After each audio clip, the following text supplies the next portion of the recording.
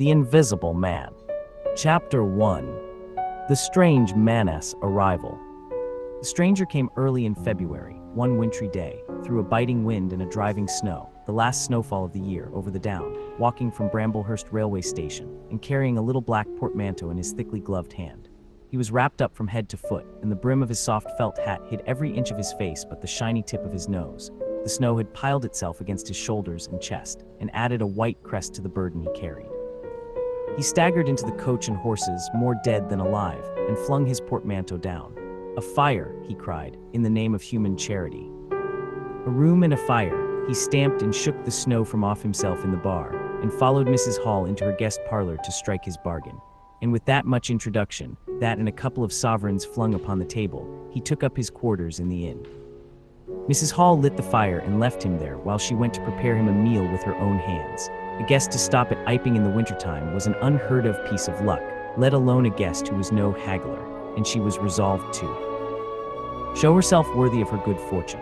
As soon as the bacon was well underway, and Milly, her lymphatic maid, had been brisked up a bit by a few deftly chosen expressions of contempt, she carried the cloth, plates, and glasses into the parlor and began to lay them with the utmost eclat. Although the fire was burning up briskly, she was surprised to see that her visitor still wore his hat and coat, standing with his back to her, and staring out of the window at the falling snow in the yard. His gloved hands were clasped behind him, and he seemed to be lost in thought. She noticed that the melting snow that still sprinkled his shoulders dripped upon her carpet. "Can I take your hat and coat, sir?" she said, "and give them a good dry in the kitchen?" "No," he said without turning. She was not sure she had heard him, and was about to repeat her question. He turned his head and looked at her over his shoulder. "I prefer to keep them on," he said with emphasis, and she noticed that he wore big blue spectacles with sidelights and had a bush side whisker over his coat collar that completely hid his cheeks and face. "Very well, sir," she said. "As you like. In a bit the room will be warmer." He made no answer and had turned his face away from her again, and Mrs. Hall, feeling that her conversational advances were ill-timed, laid the rest of the table things in a quick staccato and whisked out of the room. When she returned, he was still standing there like a man of stone, his back hunched, his collar turned up, his dripping hat brim turned down, hiding his face and ears completely. She put down the eggs and bacon with considerable emphasis, and called rather than said to him, "Your lunch is served, sir." "Thank you," he said at the same time, and did not stir until she was closing the door. Then he swung round and approached the table with a certain eager quickness. As she went behind the bar to the kitchen, she heard a sound repeated at regular intervals. Chirk, chirk, chirk it went, the sound of a spoon being rapidly whisked round a basin. "That girl," she said. "There, I clean forgot it, it's her being so long," and while she herself finished mixing the mustard, she gave Milly a few verbal stabs for her excessive slowness. She had cooked the ham and eggs, laid the table, and done everything, while Milly, help indeed, had only succeeded in delaying the mustard, and him a new guest and wanting to stay. Then she filled the mustard pot, and putting it with a certain stateliness upon a gold and black tea tray, carried it into the parlor. She rapped and entered promptly. As she did so, her visitor moved quickly, so that she got but a glimpse of a white object disappearing behind the table. It would seem he was picking something from the floor. She rapped down the mustard pot on the table, and then she noticed the overcoat and hat had been taken off and put over a chair in front of the fire, and a pair of wet boots threatened rust to her steel fender. She went to these things resolutely. "I suppose I may have them to dry now," she said in a voice that brooked no denial. "Leave the hat," said her visitor, in a muffled voice, and turning she saw he had raised his head and was sitting and looking at her. For a moment she stood gaping at him, too surprised to speak. He held a white cloth, it was a serviette he had brought with him, over the lower part of his face so that his mouth and jaws were completely hidden, and that was the reason of his muffled voice. But it was not that which startled Mrs. Hall. It was the fact that all his forehead above his blue glasses was covered by a white bandage, and that another covered his ears, leaving not a scrap of his face exposed excepting only his pink, peaked nose. It was bright, pink, and shiny just as it had been at first. He wore a dark brown velvet jacket, with a high, black, linen-lined collar turned up about his neck. The thick black hair, escaping as it could below and between the cross bandages, projected in curious tails and horns, giving him the strangest appearance conceivable. This muffled and bandaged head was so unlike what she had anticipated that for a moment she was rigid. He did not remove the serviette, but remained holding it, as she saw now, with a brown-gloved hand, and regarding her with his inscrutable blue glasses. "Leave the hat," he said, speaking very distinctly through the white cloth. Her nerves began to recover from the shock they had received. She placed the hat on the chair again by the fire. "I didn't know, sir," she began. "That," and she stopped embarrassed. "Thank you," he said dryly, glancing from her to the door and then at her again. "I'll have them nicely dried, sir, at once," she said, and carried his clothes out of the room. She glanced at his white-swathed head and blue goggles again as she was going out of the door, but his napkin was still in front of his face. She shivered a little as she closed the door behind her, and her face was eloquent of her surprise and perplexity. "I never," she whispered. "There." She went quite softly to the kitchen, and was too preoccupied to ask Millie what she was messing about with now when she got there. The visitor sat and listened to her retreating feet. He glanced inquiringly at the window before he removed his serviette and resumed his meal. He took a mouthful, glanced suspiciously at the window, took another mouthful, then rose and, taking the serviette in his hand, walked across the room and pulled the blind down to the top of the white muslin that obscured the lower panes. This left the room in a twilight. This done, he returned with an easier air to the table and his meal. "The poor souls had an accident or an operation or something," said Mrs. Hall. "What a turn them bandages did give me, to be sure." She put on some more coal, unfolded the clothes horse, and extended the traveler's coat upon this. And they goggles, why, he looked more like a divine helmet than a human man. She hung his muffler on a corner of the horse, and holding that handkerchief over his mouth all the time, talking through it, perhaps his mouth was hurt too, maybe. She turned round as one who suddenly remembers. "Bless my soul alive," she said, going off at a tangent. "Ain't you done them taters yet, Millie?" When Mrs. Hall went to clear away the stranger's lunch, her idea that his mouth must also have been cut or disfigured in the accident she supposed him to have suffered was confirmed, for he was smoking a pipe, and all the time that she was in the room he never loosened the silk muffler he had wrapped round the lower part of his face to put the mouthpiece to his lips. Yet it was not forgetfulness, for she saw he glanced at it as it smoldered out. He sat in the corner with his back to the window blind and spoke now, having eaten and drunk and being comfortably warmed through, with less aggressive brevity than before. The reflection of the fire lent a kind of red animation to his big spectacles they had lacked hitherto. "I have some luggage," he said, "at Bramblehurst Station," and he asked her how he could have it sent. He bowed his bandaged head quite politely in acknowledgement of her explanation. "Tomorrow," he said, "there is no speedier delivery," and seemed quite disappointed when she answered, "No." Was she quite sure? No man with a trap who would go over. Mrs. Hall, nothing loath, answered his questions and developed a conversation. "It's a steep road by the down, sir," she said in answer to the question about a trap, and then, snatching at an opening, said, "It was there a carriage was upsettled, a year ago and more. A gentleman killed besides his coachman. Accidents, sir, happen in a moment, don't they?" But the visitor was not to be drawn so easily. "They do," he said through his muffler, eyeing her quietly through his impenetrable glasses. "But they take long enough to get well, don't they? There was my sister's son Tom, just cut his arm with a scythe, tumbled on it in the Ifield, and bless me, he was 3 months tied up, sir. You'd hardly believe it. It's regular given me a dread of a scythe, sir." "I can quite understand that," said the visitor. "He was afraid one time that he'd have to have an operation. He was that bad, sir." The visitor laughed abruptly, a bark of a laugh that he seemed to bite and kill in his mouth. "Was he?" he said. "He was, sir, and no laughing matter to them as had the doing for him, as I had my sister being took up with her little ones so much. There was bandages to do, sir, and bandages to undo, so that if I may make so bold as to say it, sir." "Will you get me some matches?" said the visitor quite abruptly. "My pipe is out." Mrs. Hall was pulled up suddenly. It was certainly rude of him, after telling him all she had done. She gasped at him for a moment and remembered the 2 sovereigns. She went for the matches. "Thanks," he said concisely, as she put them down and turned his shoulder upon her and stared out of the window again. It was altogether too discouraging. Evidently he was sensitive on the topic of operations and bandages. She did not make so bold as to say, however, after all, but his snubbing way had irritated her, and Millie had a hot time of it that afternoon. The visitor remained in the parlor until 4 o'clock, without giving the ghost of an excuse for an intrusion. For the most part, he was quite still during that time. It would seem he sat in the growing darkness smoking in the firelight, perhaps dozing. Once or twice a curious listener might have heard him at the coals, and for the space of 5 minutes he was audible pacing the room. He seemed to be talking to himself. Then the armchair creaked as he sat down again. Chapter 2. Mr. Teddy Henfrey's First Impressions. At 4 o'clock, when it was fairly dark and Mrs. Hall was screwing up her courage to go in and ask her visitor if he would take some tea, Teddy Henfrey, the clock jobber, came into the bar. "My sakes, Mrs. Hall," said he, "but this is terrible weather for thin boots." The snow outside was falling faster.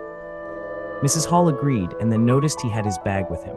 "Now you're here, Mr. Teddy," said she.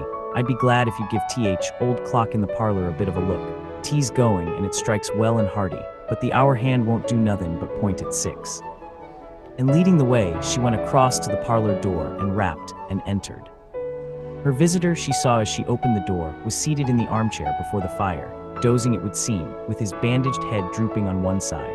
The only light in the room was the red glow from the fire, which lit his eyes like adverse railway signals, but left his downcast face in darkness, and the scanty vestiges of the day that came in through the open door. Everything was ruddy, shadowy, and indistinct to her, the more so since she had just been lighting the bar lamp, and her eyes were dazzled. But for a second it seemed to her that the man she looked at had an enormous mouth wide open, a vast and incredible mouth that swallowed the whole of the lower portion of his face. It was the sensation of a moment, the white-bound head, the monstrous goggle eyes, and this huge yawn below it. Then he started up in his chair, put up his hand. She opened the door wide so that the room was lighter, and she saw him more clearly, with the muffler held up to his face just as she had seen him hold the serviette before. The shadows, she fancied, had tricked her. "Would you mind, sir, this man a-coming to look at the clock, sir?" she said, recovering from the momentary shock. "Look at the clock," he said, staring round in a drowsy manner and speaking over his hand, and then, getting more fully awake, "Certainly." Mrs. Hall went away to get a lamp, and he rose and stretched himself. Then came the light, and Mr. Teddy Henfrey, entering, was confronted by this bandaged person. He was, he says, taken aback. "Good afternoon," said the stranger, regarding him, as Mr. Henfrey says, with a vivid sense of the dark spectacles, like a lobster. "I hope," said Mr. Henfrey, "that it's no intrusion." "None whatever," said the stranger, "though I understand," he said, turning to Mrs. Hall, "that this room is really to be mine for my own private use."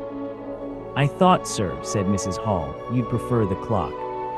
"Certainly," said the stranger, "certainly, but as a rule, I like to be alone and undisturbed. But I'm really glad to have the clock seen to," he said, seeing a certain hesitation in Mr. Henfrey's manner. "Very glad." Mr. Henfrey had intended to apologize and withdraw, but this anticipation reassured him. The stranger turned round with his back to the fireplace and put his hands behind his back. "And presently," he said, "when the clock mending is over, I think I should like to have some tea, but not till the clock mending is over."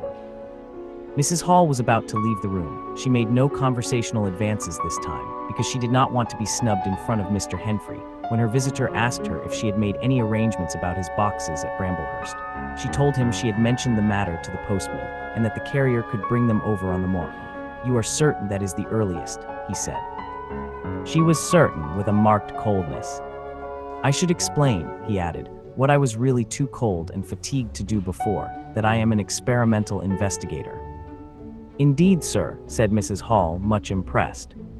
"And my baggage contains apparatus and appliances." "Very useful things indeed they are, sir," said Mrs. Hall. "And I'm very naturally anxious to get on with my inquiries. Of course, sir. My reason for coming to Iping," he proceeded, with a certain deliberation of manner, "was a desire for solitude. I do not wish to be disturbed in my work, in addition to my work and accident." "I thought as much," said Mrs. Hall to herself. "Necessitates a certain retirement. My eyes are sometimes so weak and painful that I have to shut myself up in the dark for hours together, lock myself up, sometimes now and then. Not at present, certainly. At such times the slightest disturbance, the entry of a stranger into the room, is a source of excruciating annoyance to me. It is well these things should be understood." "Certainly, sir," said Mrs. Hall, "and if I might make so bold as to ask." "That I think is all," said the stranger, with that quietly irresistible air of finality he could assume at will. Mrs. Hall reserved her question and sympathy for a better occasion. After Mrs. Hall had left the room, he remained standing in front of the fire, glaring, so Mr. Henfrey puts it, at the clock mending. Mr. Henfrey not only took off the hands of the clock and the face but extracted the works, and he tried to work in as slow and quiet and unassuming a manner as possible. He worked with the lamp close to him, and the green shade threw a brilliant light upon his hands and upon the frame and wheels and left the rest of the room shadowy. When he looked up, colored patches swam in his eyes. Being constitutionally of a curious nature, he had removed the works, a quite unnecessary proceeding, with the idea of delaying his departure and perhaps falling into conversation with the stranger. But the stranger stood there, perfectly silent and still.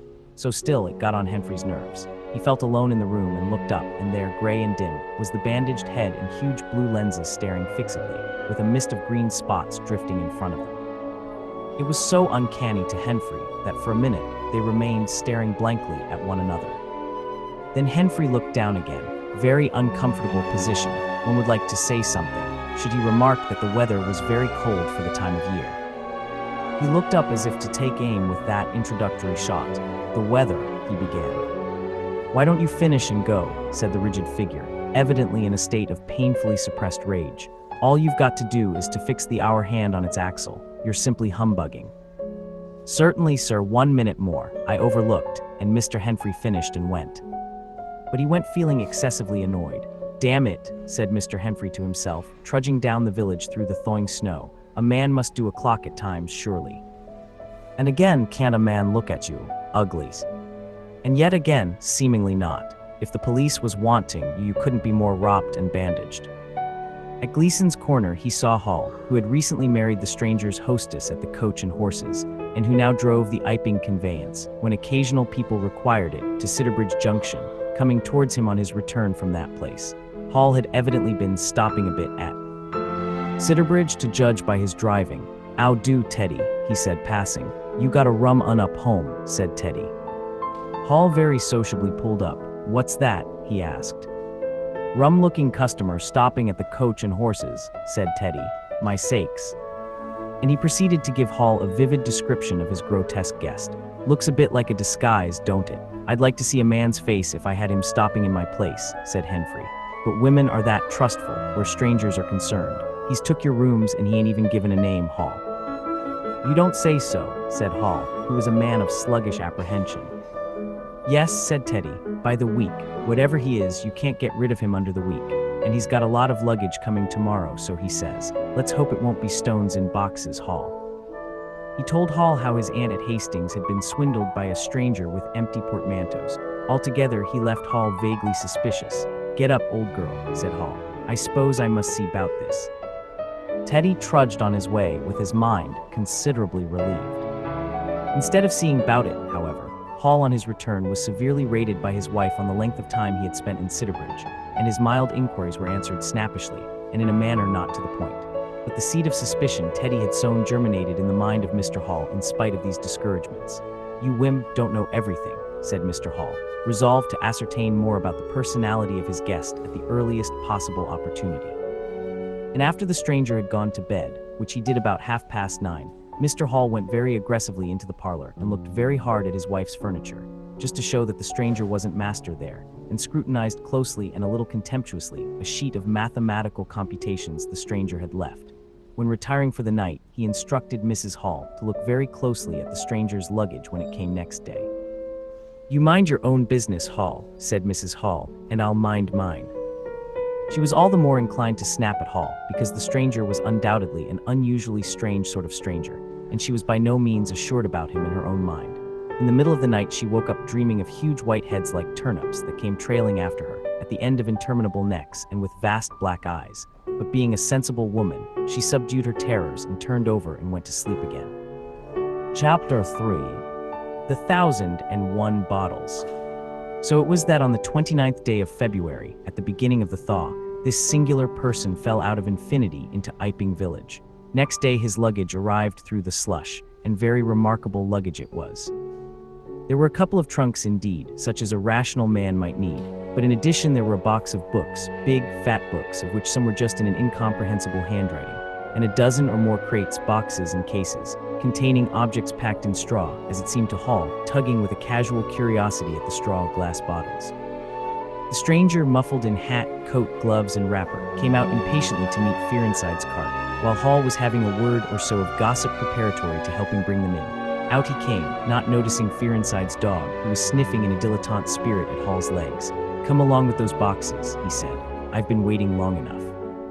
And he came down the steps towards the tail of the cart, as if to lay hands on the smaller crate. No sooner had Fearenside's dog caught sight of him, however, than it began to bristle and growl savagely. and when he rushed down the steps, it gave an undecided hop and then sprang straight at his hand. "Whoop!" cried Hall, jumping back, for he was no hero with dogs, and Fear Inside howled, "Lie down," and snatched his whip. They saw the dog's teeth had slipped the hand, heard a kick, saw the dog execute a flanking jump and get home on the stranger's leg, and heard the rip of his trousering. Then the finer end of Fear Inside's whip reached his property, and the dog, yelping with dismay, retreated under the wheels of the wagon. It was all the business of a swift half-minute. No one spoke, everyone shouted. The stranger glanced swiftly at his torn glove and at his leg, made as if he would stoop to the ladder, then turned and rushed swiftly up the steps into the inn. They heard him go headlong across the passage and up the uncarpeted stairs to his bedroom. "You brute, you," said Fear Inside, climbing off the wagon with his whip in his hand, while the dog watched him through the wheel. "Come here," said Fear Inside. "You'd better." Hall had stood gaping. "He was bit," said Hall. "I'd better go and see to N," and he trotted after the stranger. He met Mrs. Hall in the passage. "Carrier's darg," he said, "bit N."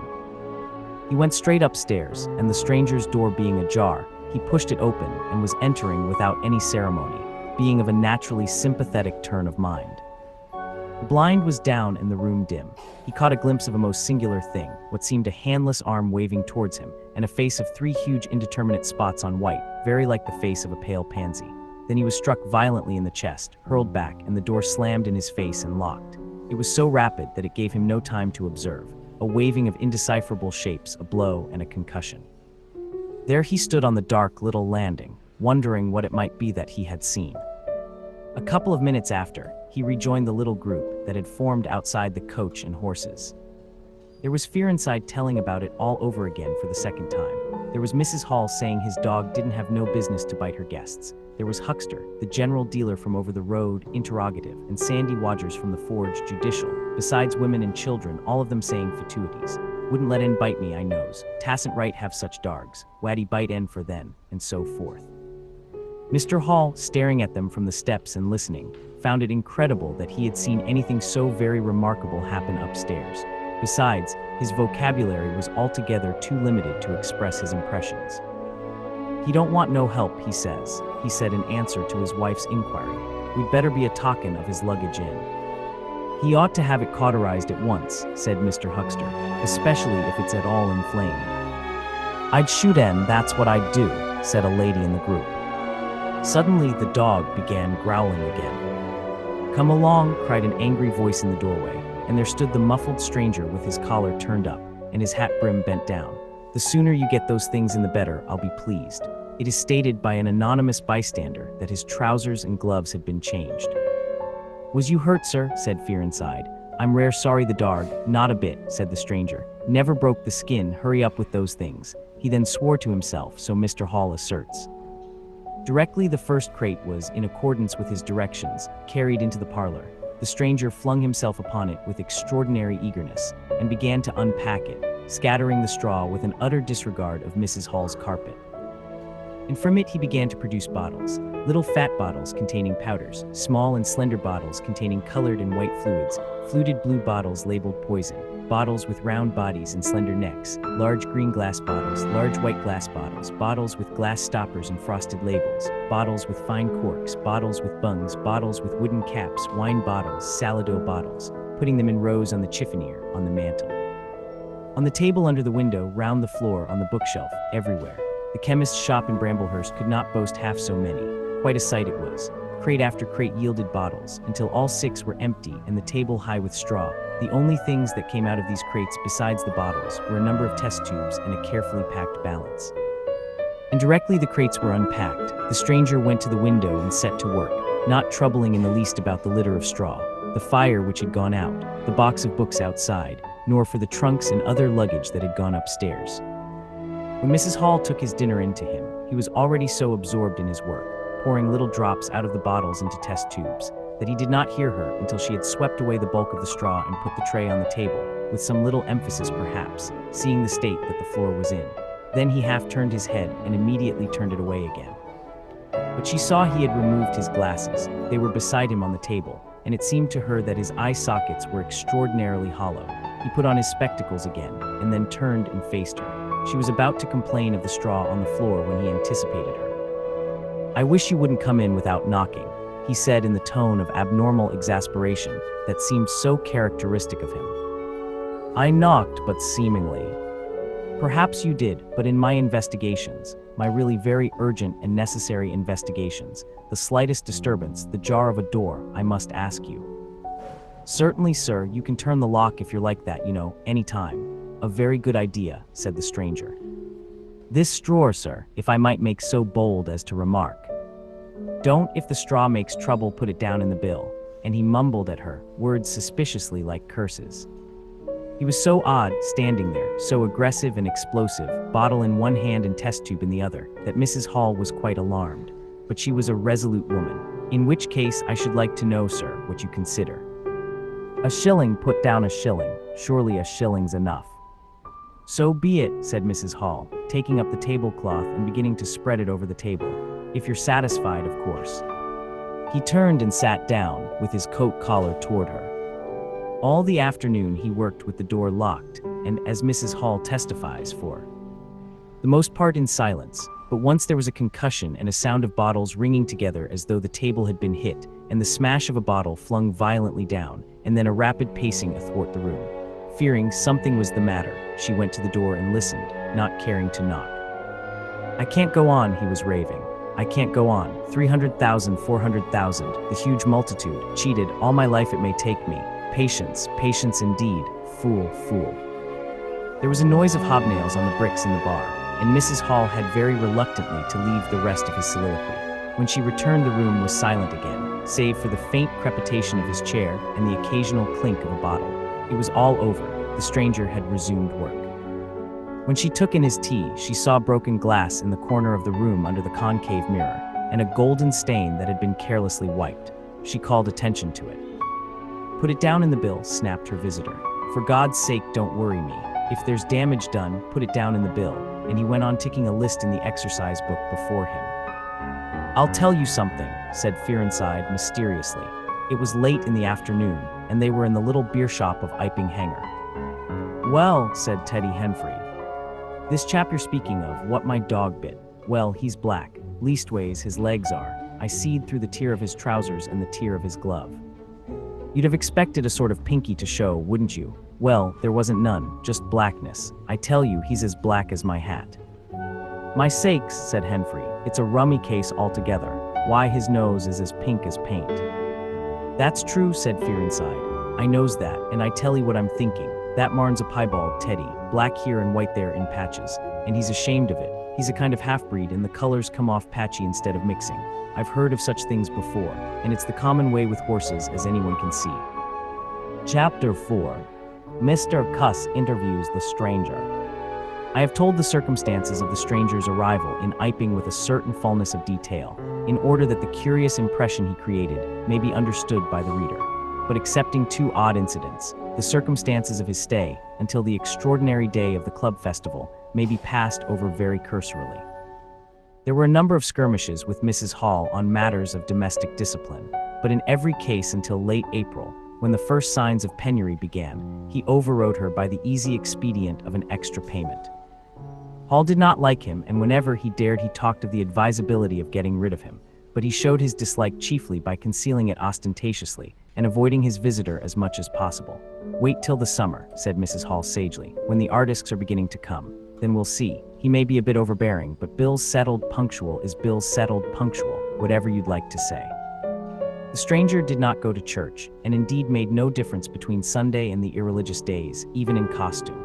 He worked, as Mrs. Hall thought, very fitfully. Some days he would come down early and be continuously busy. On others he would rise late, pace his room, fretting audibly for hours together, smoke, sleep in the armchair by the fire. Communication with the world beyond the village he had none. His temper continued very uncertain. For the most part, his manner was that of a man suffering under almost unendurable provocation, and once or twice things were snapped, torn, crushed, or broken in spasmodic gusts of violence. He seemed under a chronic irritation of the greatest intensity. His habit of talking to himself in a low voice grew steadily upon him, but though Mrs. Hall listened conscientiously, she could make neither head nor tail of what she heard. He rarely went abroad by daylight, but at twilight he would go out muffled up invisibly, whether the weather were cold or not, and he chose the loneliest paths and those most overshadowed by trees and banks. His goggling spectacles and ghastly bandaged face under the penthouse of his hat came with a disagreeable suddenness out of the darkness upon one or two homegoing laborers, and Teddy Henfrey, tumbling out of the scarlet coat one night at 9:30, was scared shamefully by the stranger's skull-like head. He was walking hat in hand, lit by the sudden light of the opened-in door. Such children as saw him at nightfall dreamt of bogies, and it seemed doubtful whether he disliked boys more than they disliked him, or the reverse, but there was certainly a vivid enough dislike on either side. It was inevitable that a person of so remarkable an appearance and bearing should form a frequent topic in such a village as Iping. Opinion was greatly divided about his occupation. Mrs. Hall was sensitive on the point. When questioned, she explained very carefully that he was an experimental investigator, going gingerly over the syllables as one who dreads pitfalls. When asked what an experimental investigator was, she would say with a touch of superiority that most educated people knew such things as that, and would thus explain that he discovered things. Her visitor had had an accident, she said, which temporarily discolored his face and hands, and being of a sensitive disposition, he was averse to any public notice of the fact. Out of her hearing, there was a view largely entertained that he was a criminal trying to escape from justice by wrapping himself up so as to conceal himself altogether from the eye of the police. This idea sprang from the brain of Mr. Teddy Henfrey. No crime of any magnitude dating from the middle or end of February was known to have occurred. Elaborated in the imagination of Mr. Good, the probationary assistant in the National School, this theory took the form that the stranger was an anarchist in disguise, preparing explosives, and he resolved to undertake such detective operations as his time permitted. These consisted for the most part in looking very hard at the stranger whenever they met, or in asking people who had never seen the stranger, leading questions about him, but he detected nothing. Another school of opinion followed Mr. Fearenside, and either accepted the piebald view or some modification of it. As for instance, Silas Durgan, who was heard to assert that, if he chooses to show himself at fairs he'd make his fortune in no time, and being a bit of a theologian, compared the stranger to the man with the one talent. Yet another view explained the entire matter by regarding the stranger as a harmless lunatic. That had the advantage of accounting for everything straight away. Between these main groups there were waverers and compromisers. Sussex folk have few superstitions, and it was only after the events of early April that the thought of the supernatural was first whispered in the village. Even then, it was only credited among the women folk. But whatever they thought of him, people in Iping, on the whole, agreed in disliking him. His irritability, though it might have been comprehensible to an urban brain worker, was an amazing thing to these quiet Sussex villagers. The frantic gesticulations they surprised now and then, the headlong pace after nightfall that swept him upon them round quiet corners, the inhuman bludgeoning of all tentative advances of curiosity, the taste for twilight that led to the closing of doors, the pulling down of blinds, the extinction of candles and lamps. Who could agree with such goings-on? They drew aside as he passed down the village, and when he had gone by, young humorists would up with coat collars and down with hat brims, and go pacing nervously after him in imitation of his occult bearing. There was a song popular at that time called The Bogey Man.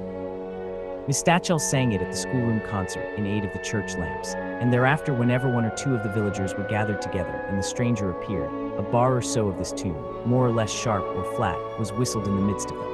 Also belated little children would call Bogey Man after him and make off tremulously elated. Cuss, the general practitioner, was devoured by curiosity. The bandages excited his professional interest. The report of the 1,001 bottles aroused his jealous regard. All through April and May he coveted an opportunity of talking to the stranger, and at last, towards Whitsuntide, he could stand it no longer, but hit upon the subscription list for a village nurse as an excuse. He was surprised to find that Mr. Hall did not know his guest's name. "He give a name," said Mrs. Hall, an assertion which was quite unfounded, but I didn't rightly hear it. She thought it seemed so silly not to know the man's name. Cuss rapped at the parlor door and entered. There was a fairly audible imprecation from within. "Pardon my intrusion," said Cuss, and then the door closed and cut Mrs. Hall off from the rest of the conversation. She could hear the murmur of voices for the next 10 minutes, then a cry of surprise, a stirring of feet, a chair flung aside, a bark of laughter, quick steps to the door, and Cuss appeared, his face white, his eyes staring over his shoulder. He left the door open behind him and without looking at her strode across the hall and went down the steps, and she heard his feet hurrying along the road.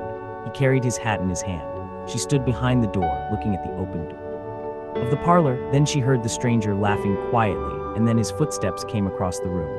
She could not see his face where she stood. The parlor door slammed, and the place was silent again. Cuss went straight up the village to Bunting the vicar. Am I mad? Cuss began abruptly as he entered the shabby little study. Do I look like an insane person?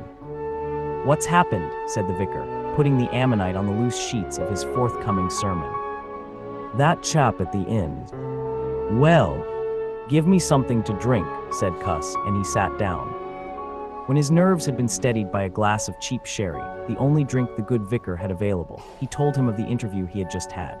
Went in, he gasped, and began to demand a subscription for that nurse fund. He'd stuck his hands in his pockets as I came in, and he sat down lumpily in his chair. Sniffed. I told him I'd heard he took an interest in scientific things. He said yes, sniffed again, kept on sniffing all the time, evidently recently caught an infernal cold. No wonder wrapped up like that. I developed the nurse idea and all the while kept my eyes open. Bottles, chemicals everywhere. Balance, test tubes in stands, and a smell of evening primrose. Would he subscribe? Said he'd consider it. Asked him point blank was he researching. Said he was. A long research. Got quite cross. A damnable long research, said he, blowing the cork out, so to speak. Oh, said I, and out came the grievance. The man was just on the boil, and my question boiled him over. He had been given a prescription, most valuable prescription. What for he wouldn't say, was it medical? Damn you, what are you fishing after? I apologized. Dignified sniff and cough. He resumed. He'd read it. 5 ingredients. Put it down, turned his head. Draft of air from window lifted the paper. Swish rustle. He was working in a room with an open fireplace, he said. Saw a flicker, and there was the prescription burning and lifting chimneyward. Rushed towards it just as it whisked up the chimney. So, just at that point, to illustrate his story, out came his arm. Well, no hand, just an empty sleeve. Lord, I thought that's a deformity. Got a cork arm, I suppose, and has taken it off. Then I thought there's something odd in that. What the devil keeps that sleeve up and open if there's nothing in it? There was nothing in it, I tell you. Nothing down it, right down to the joint. I could see right down it to the elbow, and there was a glimmer of light shining through a tear of the cloth. Good God, I said. Then he stopped, stared at me with those black goggles of his, and then at his sleeve. Well, that's all. He never said a word, just glared and put his sleeve back in his pocket quickly. I was saying, said he, that there was the prescription burning, wasn't I? Interrogative cough. How the devil, said I, can you move an empty sleeve like that? Empty sleeve? Yes, said I, an empty sleeve. It's an empty sleeve, is it? You saw it was an empty sleeve. He stood up right away. I stood up too.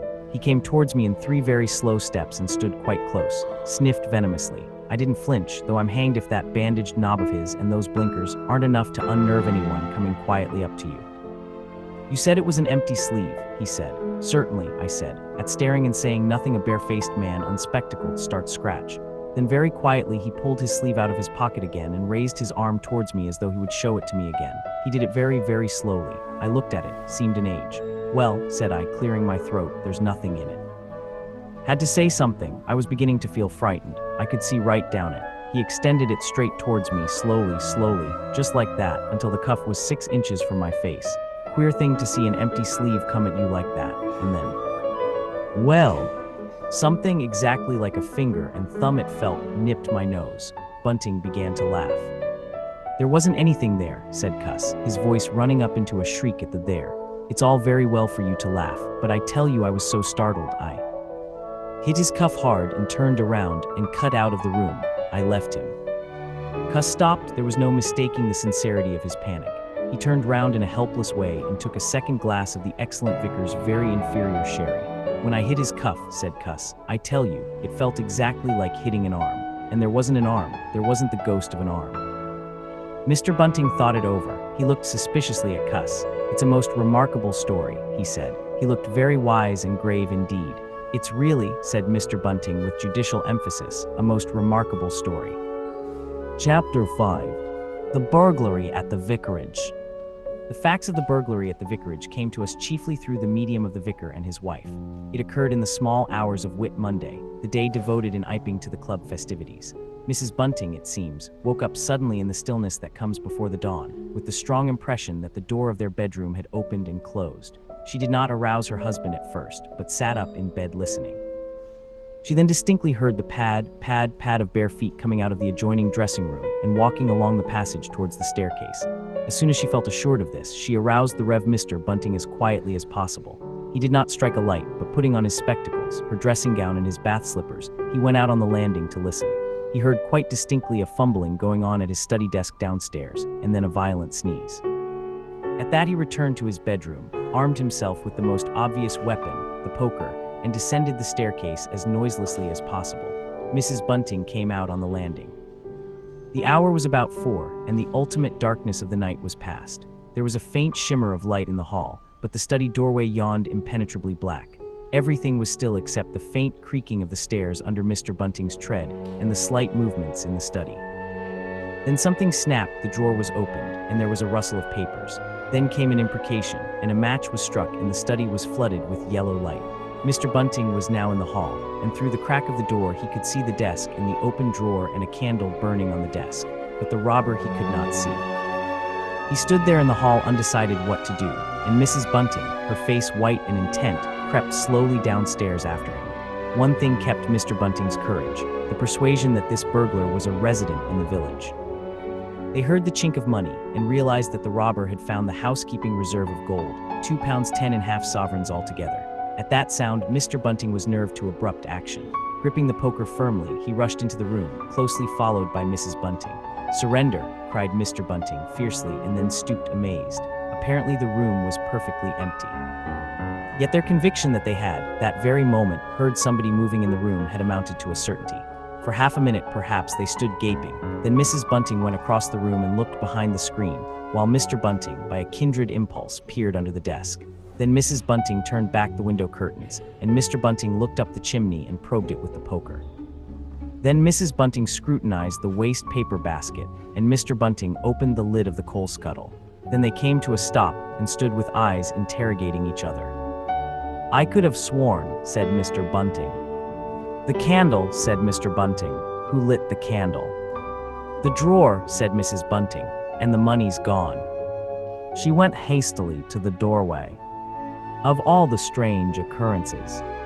There was a violent sneeze in the passage. They rushed out, and as they did so the kitchen door slammed.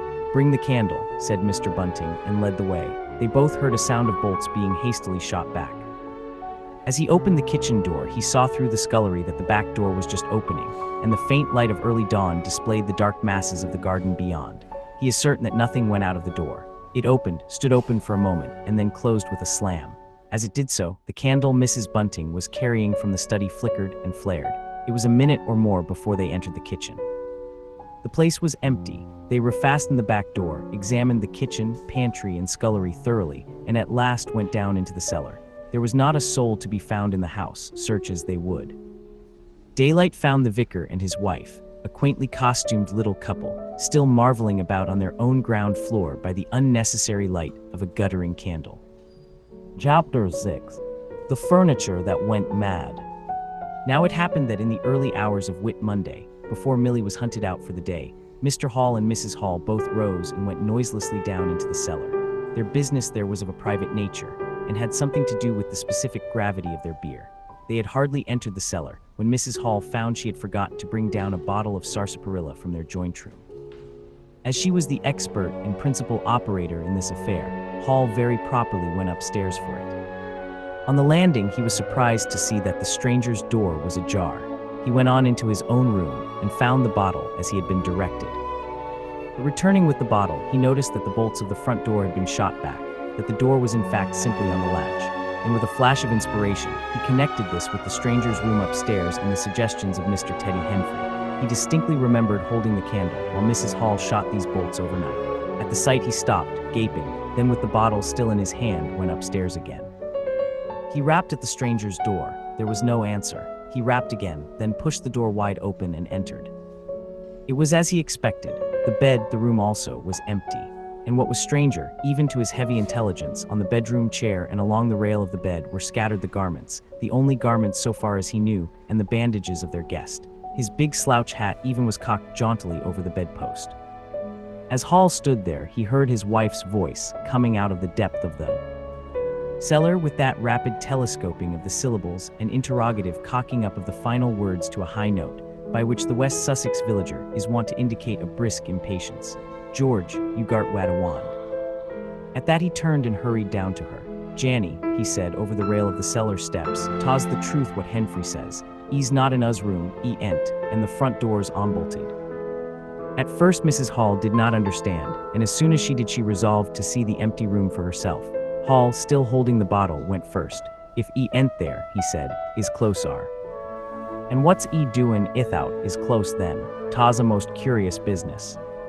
As they came up the cellar steps, they both, it was afterwards ascertained, fancied they heard the front door open and shut, but seeing it closed and nothing there, neither said a word to the other about it at the time. Mrs. Hall passed her husband in the passage and ran on first upstairs. Someone sneezed on the staircase.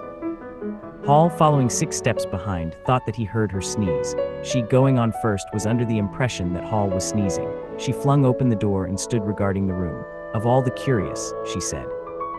She heard a sniff close behind her head as it seemed, and turning, was surprised to see Hall a dozen feet off on the topmost stair. But in another moment he was beside her. She bent forward and put her hand on the pillow and then under the clothes. "Cold," she said. "He's been up this hour or more." As she did so, a most extraordinary thing happened. The bedclothes gathered themselves together, leapt up suddenly into a sort of peak, and then jumped headlong over the bottom rail. It was exactly as if a hand had clutched them in the center and flung them aside. Immediately after, the stranger's hat hopped off the bedpost, described a whirling flight in the air through the better part of a circle, and then dashed straight at Mrs. Hall's face. Then as swiftly came the sponge from the washstand, and then the chair, flinging the stranger's coat and trousers carelessly aside, and laughing dryly in a voice singularly like the stranger's, turned itself up with its 4 legs at Mrs. Hall, seemed to take aim at her for a moment, and charged at her. She screamed and turned, and then the chair legs came gently but firmly against her back and impelled her and Hall out. Of the room, the door slammed violently and was locked. The chair and bed seemed to be executing a dance of triumph for a moment, and then abruptly everything was still. Mrs. Hall was left almost in a fainting condition in Mr. Hall's arms on the landing. It was with the greatest difficulty that Mr. Hall and Millie, who had been roused by her scream of alarm, succeeded in getting her downstairs and applying the restoratives customary in such cases. "Ta's sperrits," said Mrs. Hall. "I know Ta's sperrits. I've read in papers of tables and chairs leaping and dancing." "Take a drop more, Janny," said Hall. "'Twill steady ye." "Lock him out," said Mrs. Hall. "Don't let him come in again. I half guessed I might ha' known, with them goggling eyes and bandaged head and never going to church of a Sunday, and all they bottles, more'n it's right for anyone to have. He's put the sperrits into the furniture, my good old furniture. 'Twas in that very chair my poor dear mother used to sit when I was a little girl. To think it should rise up against me now." "Just a drop more, Janny," said Hall. "Your nerves is all upset." They sent Millie across the street through the golden 5 o'clock sunshine to rouse up Mr. Sandy Wodgers, the blacksmith.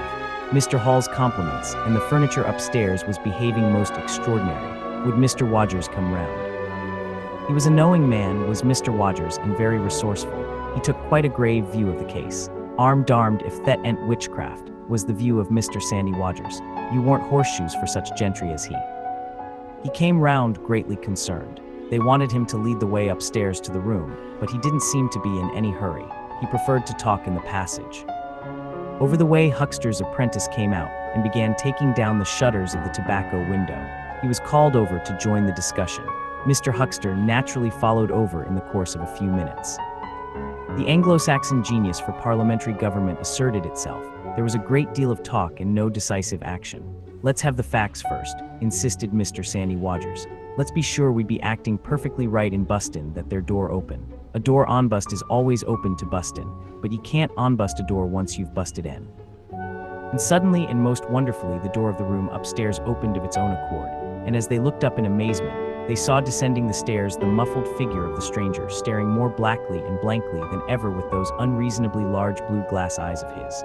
He came down stiffly and slowly, staring all the time. He walked across the passage staring, then stopped. "Look there," he said, and their eyes followed the direction of his gloved finger and saw a bottle of sarsaparilla hard by the cellar door. Then he entered the parlor, and suddenly, swiftly, viciously, slammed the door in their faces. Not a word was spoken until the last echoes of the slam had died away. They stared at one another.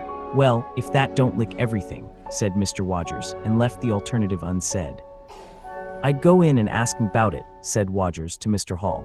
"I'd demand an explanation." It took some time to bring the landlady's husband up to that pitch. At last he rapped, opened the door, and got as far as, "Excuse me." "Go to the devil," said the stranger in a tremendous voice, "and shut that door after you." So that brief interview terminated. Chapter 7. The Unveiling of the Stranger. The stranger went into the little parlor of the Coach and Horses about 5:30 in the morning, and there he remained until near midday, the blinds down, the door shut, and none, after Hall's repulse, venturing near him. All that time he must have fasted. Thrice he rang his bell, the third time furiously and continuously, but no one answered him. Him and his go to the devil, indeed, said Mrs. Hall. Presently came an imperfect rumor of the burglary at the vicarage, and two were put together. Hall, assisted by Wodgers, went off to find Mr. Shuckleforth, the magistrate, and take his advice. No one ventured upstairs. How the stranger occupied himself is unknown. Now and then he would stride violently up and down, and twice came an outburst of curses, a tearing of paper, and a violent smashing of bottles. The little group of scared but curious people increased. Mrs. Huckster came over. Some gay young fellows resplendent in black ready-made jackets and piqué paper ties, for it was Whit Monday, joined the group with confused interrogations.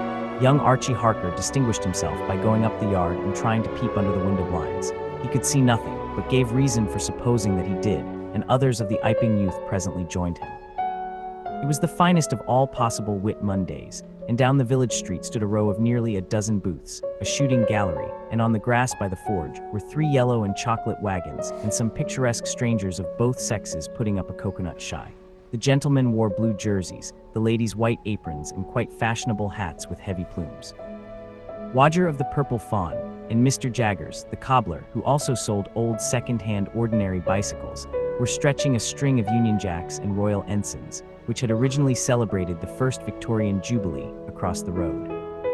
And inside, in the artificial darkness of the parlor, into which only one thin jet of sunlight penetrated, the stranger, hungry we must suppose, and fearful, hidden in his uncomfortable hot wrappings, poured through his dark glasses upon his paper or chinked his dirty little bottles, and occasionally swore savagely at the boys, audible if invisible, outside the windows.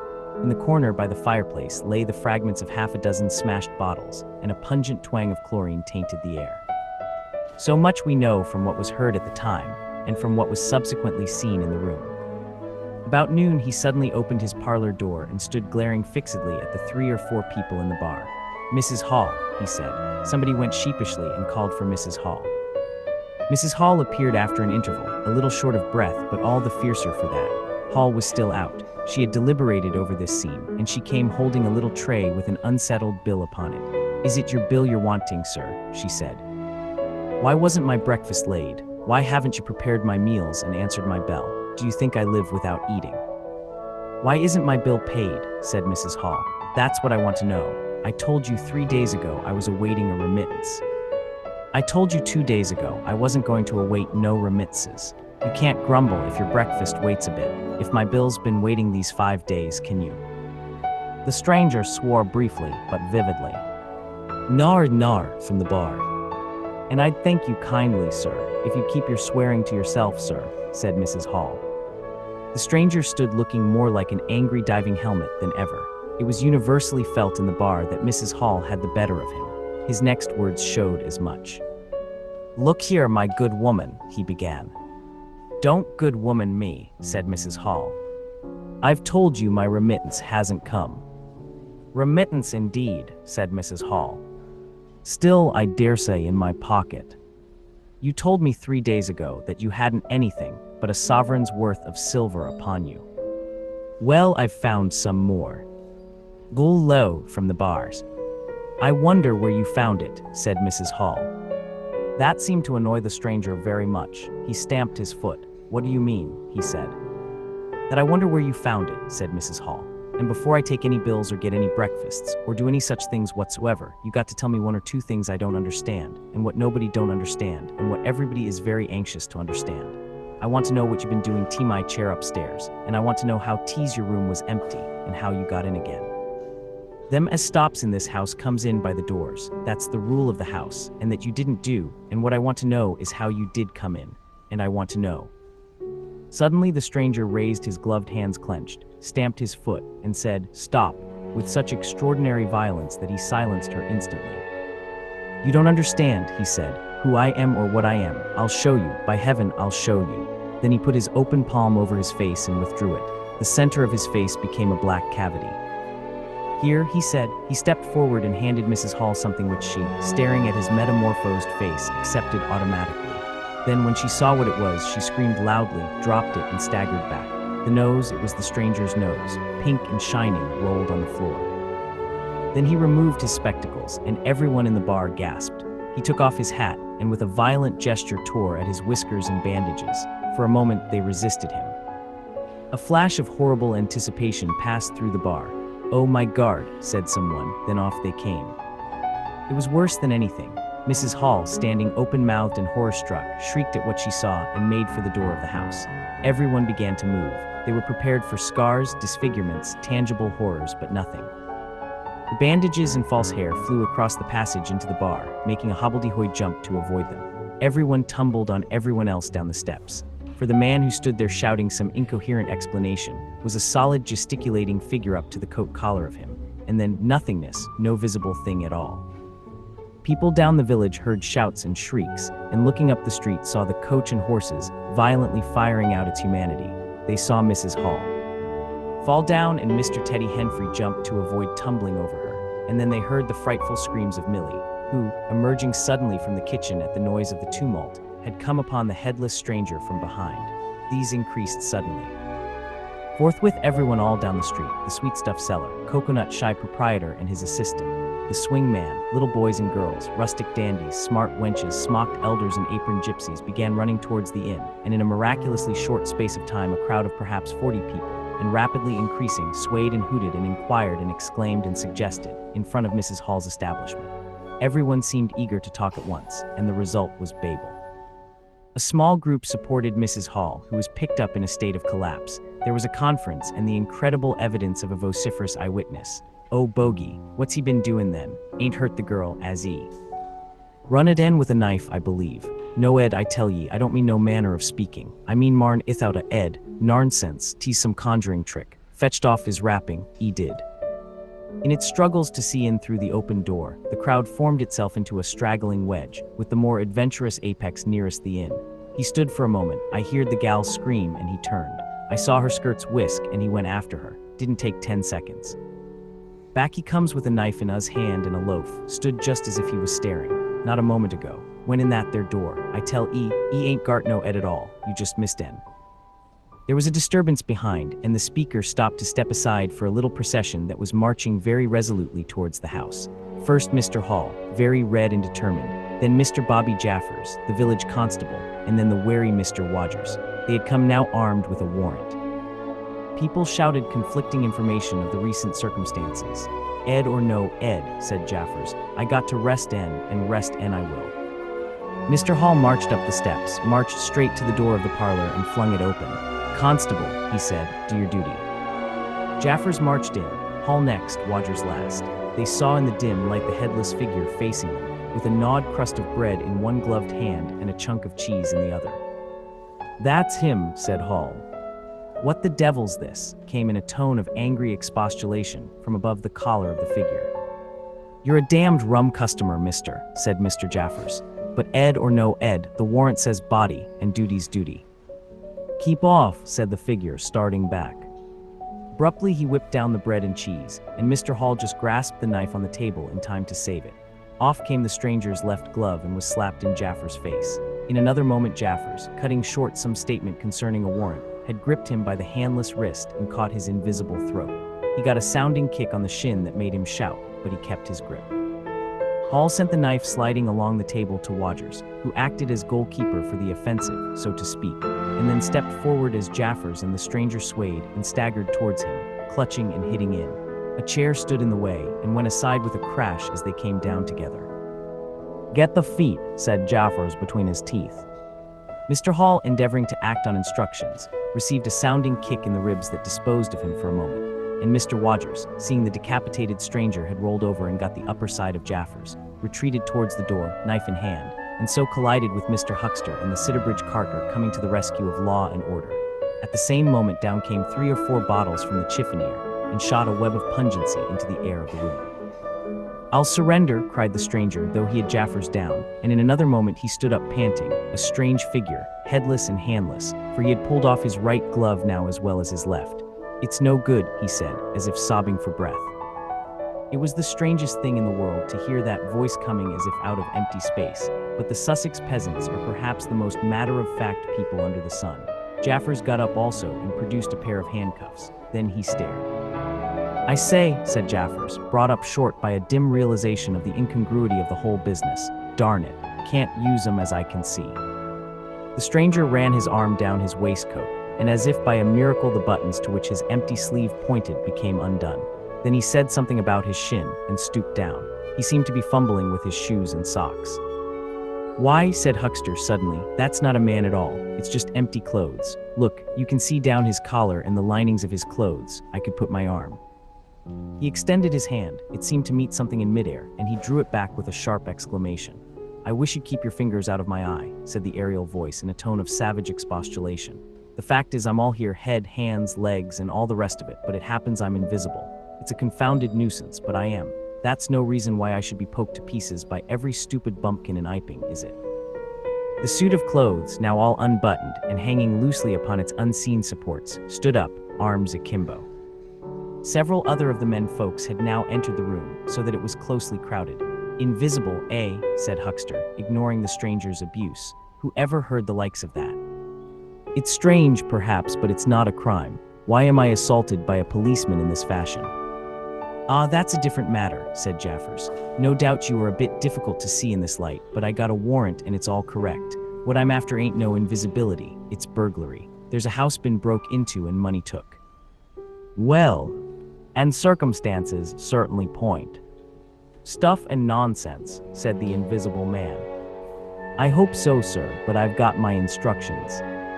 "Well," said the stranger, I'll come, but no handcuffs. It's the regular thing," said Jaffers. "No handcuffs," stipulated the stranger. "Pardon me," said Jaffers.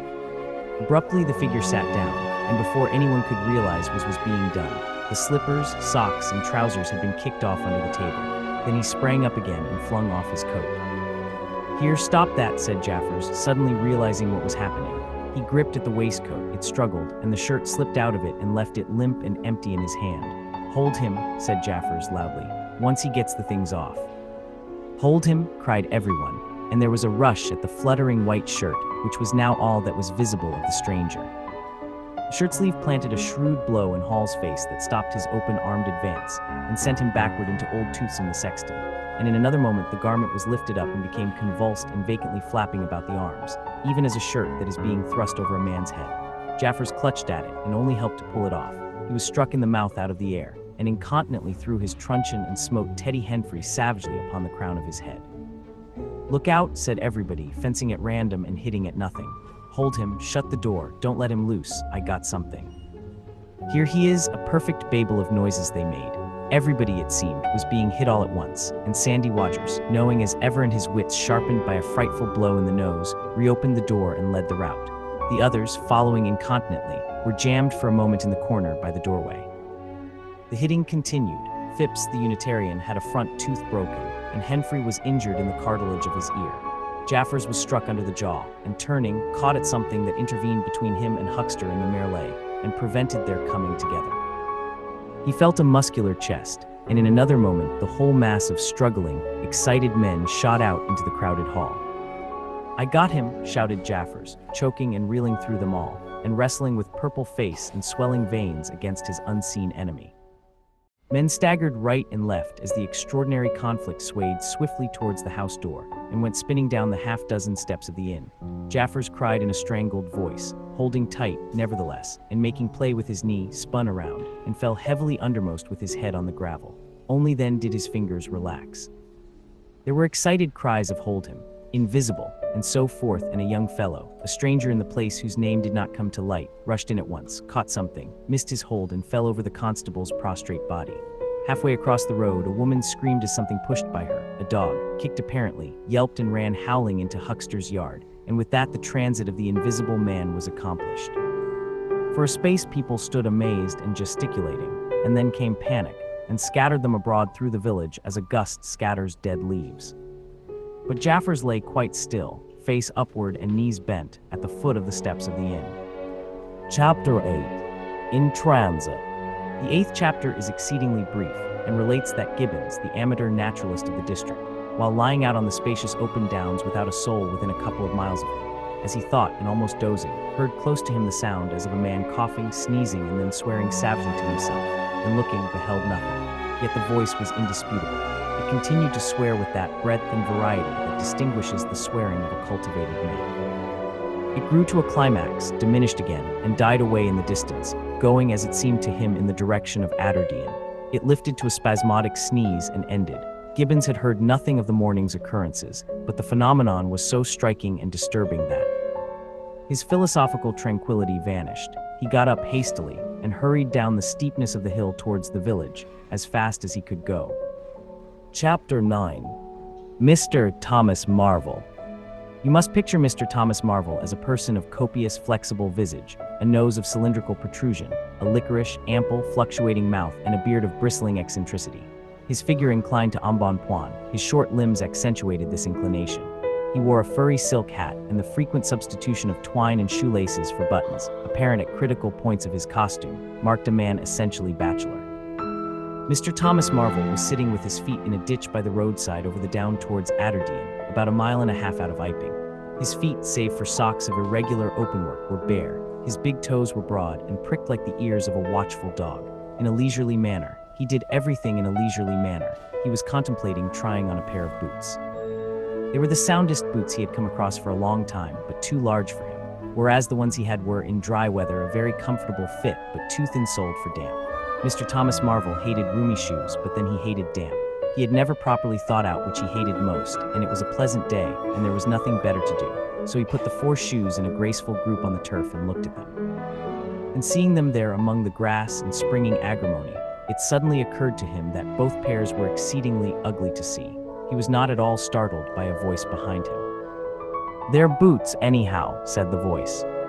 "They are charity boots," said Mr. Thomas Marvel, with his head on one side regarding them distastefully. "And which is the ugliest pair in the whole blessed universe, I'm darned if I know." "Ahem," said the voice. "I've worn worse, in fact, I've worn none, but none so audacious ugly, if you'll allow the expression. I've been cadging boots in particular for days. Because I was sick of them. They're sound enough, of course, but a gentleman on tramp sees such a thundering lot of his boots, and if you'll believe me, I've raised nothing in the whole blessed country, try as I would but them. Look at 'em, and a good country for boots too, in a general way. But it's just my promiscuous luck. I've got my boots in this country 10 years or more, and then they treat you like this." "It's a beast of a country," said the voice, "and pigs for people, ain't it?" said Mr. Thomas Marvel. "Lord, but them boots, it beats it." He turned his head over his shoulder to the right, to look at the boots of his interlocutor with a view to comparisons, and lo, where the boots of his interlocutor should have been were neither legs nor boots. He was irradiated by the dawn of a great amazement. "Where are your?" said Mr. Thomas Marvel over his shoulder, and coming on all fours. He saw a stretch of empty downs with the wind swaying the remote green-pointed furze bushes. "Am I drunk?" said Mr. Marvel. "Have I had visions? Was I talking to myself? What the—" "Don't be alarmed," said a voice. "None of your ventriloquizing me," said Mr. Thomas Marvel, rising sharply to his feet. "Where are your, alarmed indeed." "Don't be alarmed," repeated the voice. "You'll be alarmed in a minute, you silly fool," said Mr. Thomas Marvel. "Where are your, lemme get my mark on your." "Are you buried?" said Mr. Thomas Marvel, after an interval. There was no answer. Mr. Thomas Marvel stood bootless and amazed, his jacket nearly thrown off. "Peewit," said a peewit, very remote. "Peewit indeed," said Mr. Thomas Marvel. "This ain't no time for foolery." The down was desolate east and west, north and south. The road with its shallow ditches and white bordering stakes ran smooth and empty north and south, and save for that peewit, the blue sky was empty too. "So help me," said Mr. Thomas Marvel, shuffling his coat onto his shoulders again. "It's the drink, I might ha known." "It's not the drink," said the voice. "You keep your nerves steady." "Ow," said Mr. Marvel, and his face grew white amidst its patches. "It's the drink," his lips repeated noiselessly. He remained staring about him, rotating slowly backwards. "I could have swore I heard a voice," he whispered. "Of course you did." "It's there again," said Mr. Marvel, closing his eyes and clasping his hand on his brow with a tragic gesture. He was suddenly taken by the collar and shaken violently, and left more dazed than ever. "Don't be a fool," said the voice. "I'm off my blooming chump," said Mr. Marvel. "It's no good, it's fretting about them blarsted boots. I'm off my blessed blooming chump, or its spirits." "Neither one thing nor the other," said the voice. listen. Jump, said Mr. Marvel. 1 minute, said the voice, penetratingly, tremulous with self-control. Well, said Mr. Thomas Marvel, with a strange feeling of having been dug in the chest by a finger. You think I'm just imagination, just imagination. What else can you be, said Mr. Thomas Marvel, rubbing the back of his neck. Very well, said the voice, in a tone of relief. Then I'm going to throw flints at you till you think differently. But where are yours? The voice made no answer. Whiz came a flint, apparently out of the air, and missed Mr. Marvel's shoulder by a hair's breadth. Mr. Marvel, turning, saw a flint jerk up into the air, trace a complicated path, hang for a moment, and then fling at his feet with almost invisible rapidity. He was too amazed to dodge. Whiz it came and ricocheted from a bare toe into the ditch. Mr. Thomas Marvel jumped a foot and howled aloud. Then he started to run, tripped over an unseen obstacle, and came head over heels into a sitting position. Now, said the voice, as a third stone curved upward and hung in the air above the tramp, am I imagination? Mr. Marvel, by way of reply, struggled to his feet and was immediately rolled over again. He lay quiet for a moment. If you struggle any more, said the voice, I shall throw the flint at your head. It's a fair do, said Mr. Thomas Marvel, sitting up, taking his wounded toe in hand and fixing his eye on the third missile. I don't understand it. Stones flinging themselves. Stones talking. Put yourself down. Rot away, I'm done. The third flint fell. It's very simple, said the voice. I'm an invisible man. Tell us something I don't know, said Mr. Marvel, gasping with pain. Where you've hid, how you do it, I don't know, I'm beat. That's all, said the voice. I'm invisible, that's what I want you to understand. Anyone could see that. There is no need for you to be so confounded impatient, mister. Now then, give us a notion. How are you hid? I'm invisible, that's the great point, and what I want you to understand is this. But whereabouts? Interrupted Mr. Marvel. Here, 6 yards in front of you. Oh come, I ain't blind. You'll be telling me next you're just thin air. I'm not one of your ignorant tramps. Yes, I am thin air. You're looking through me. What, ain't there any stuff to you? Voxette, what is it? Jabber, is it that? I am just a human being, solid, needing food and drink, needing covering too, but I'm invisible. You see? Invisible. Simple idea. Invisible. What, real likes? Yes, real. Let's have a hand of you, said Marvel. If you are real, it won't be so darn out of the way like then, Lord, he said, how you made me jump, gripping me like that.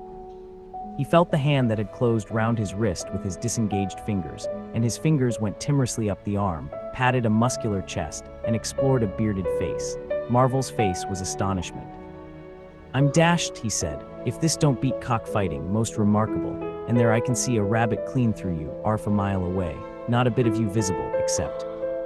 He scrutinized the apparently empty space keenly. You haven't been eaten bread and cheese, he asked, holding the invisible arm. You're quite right, and it's not quite assimilated into the system. Ah, said Mr. Marvel, sort of ghostly though. Of course, all this isn't half so wonderful as you think. It's quite wonderful enough for my modest wants, said Mr. Thomas Marvel. How'd you manage it? How the deuce is it done? It's too long a story, and besides, I tell you the whole business fairly beats me, said Mr. Marvel. What I want to say at present is this, I need help. I have come to that, I came upon you suddenly. I was wandering, mad with rage, naked, impotent. I could have murdered, and I saw you. Lord, said Mr. Marvel. I came up behind you, hesitated, went on. Mr. Marvel's expression was eloquent. Then stopped. Here, I said, is an outcast like myself. This is the man for me. So I turned back and came to you, and Lord, said Mr. Marvel, but I'm all in a tizzy. May I ask, how is it, and what you may be requiring in the way of help, invisible? I want you to help me get clothes and shelter, and then with other things. I've left them long enough. If you won't, well, but you will must. Look here, said Mr. Marvel. I'm too flabbergasted. Don't knock me about anymore, and leave me go. I must get steady a bit. And you've pretty near broken my toe. It's all so unreasonable. Empty downs, empty sky, nothing visible for miles except the bosom of nature. And then comes a voice out of heaven, and stones, and a fist, Lord. Pull yourself together, said the voice, for you have to do the job I've chosen for you. Mr. Marvel blew out his cheeks, and his eyes were round. I've chosen you, said the voice. You are the only man except some of those fools down there, who knows there is such a thing as an invisible man. You have to be my helper. Help me, and I will do great things for you. An invisible man is a man of power. He stopped for a moment to sneeze violently. But if you betray me, he said, if you fail to do as I direct you, he paused and tapped Mr. Marvel's shoulder smartly. Mr. Marvel gave a yelp of terror at the touch. I don't want to betray you, said Mr. Marvel, edging away from the direction of the fingers. Don't you go a-thinking that, whatever you do. All I want to do is to help you. Just tell me what I got to do. Lord, whatever you want done, that I'm most willing to do. Chapter 10. Mr. Marvel's visit to Iping. After the first gusty panic had spent itself, Iping became argumentative. Skepticism suddenly reared its head, rather nervous skepticism, not at all assured of its back, but skepticism nevertheless. It is so much easier not to believe in an invisible man, and those who had actually seen him dissolve into air or felt the strength of his arm could be counted on the fingers of two hands. And of these witnesses, Mr. Rogers was presently missing, having retired impregnably behind the bolts and bars of his own house, and Jaffers was lying stunned in the parlor of the Coach and Horses. Great and strange ideas transcending experience often have less effect upon men and women than smaller, more tangible considerations. Iping was gay with bunting, and everybody was in gala dress. Whit Monday had been looked forward to for a month or more. By the afternoon, even those who believed in the unseen were beginning to resume their little amusements in a tentative fashion, on the supposition that he had quite gone away, and with the skeptics he was already a jest. But people, skeptics and believers alike, were remarkably sociable all that day. Haseman's Meadow was gay with a tent, in which Mrs. Bunting and other ladies were preparing tea, while without, the Sunday school children ran races and played games under the noisy guidance of the curate and the Misses Cuss and Sackbut. No doubt there was a slight uneasiness in the air, but people for the most part had the sense to conceal whatever imaginative qualms they experienced.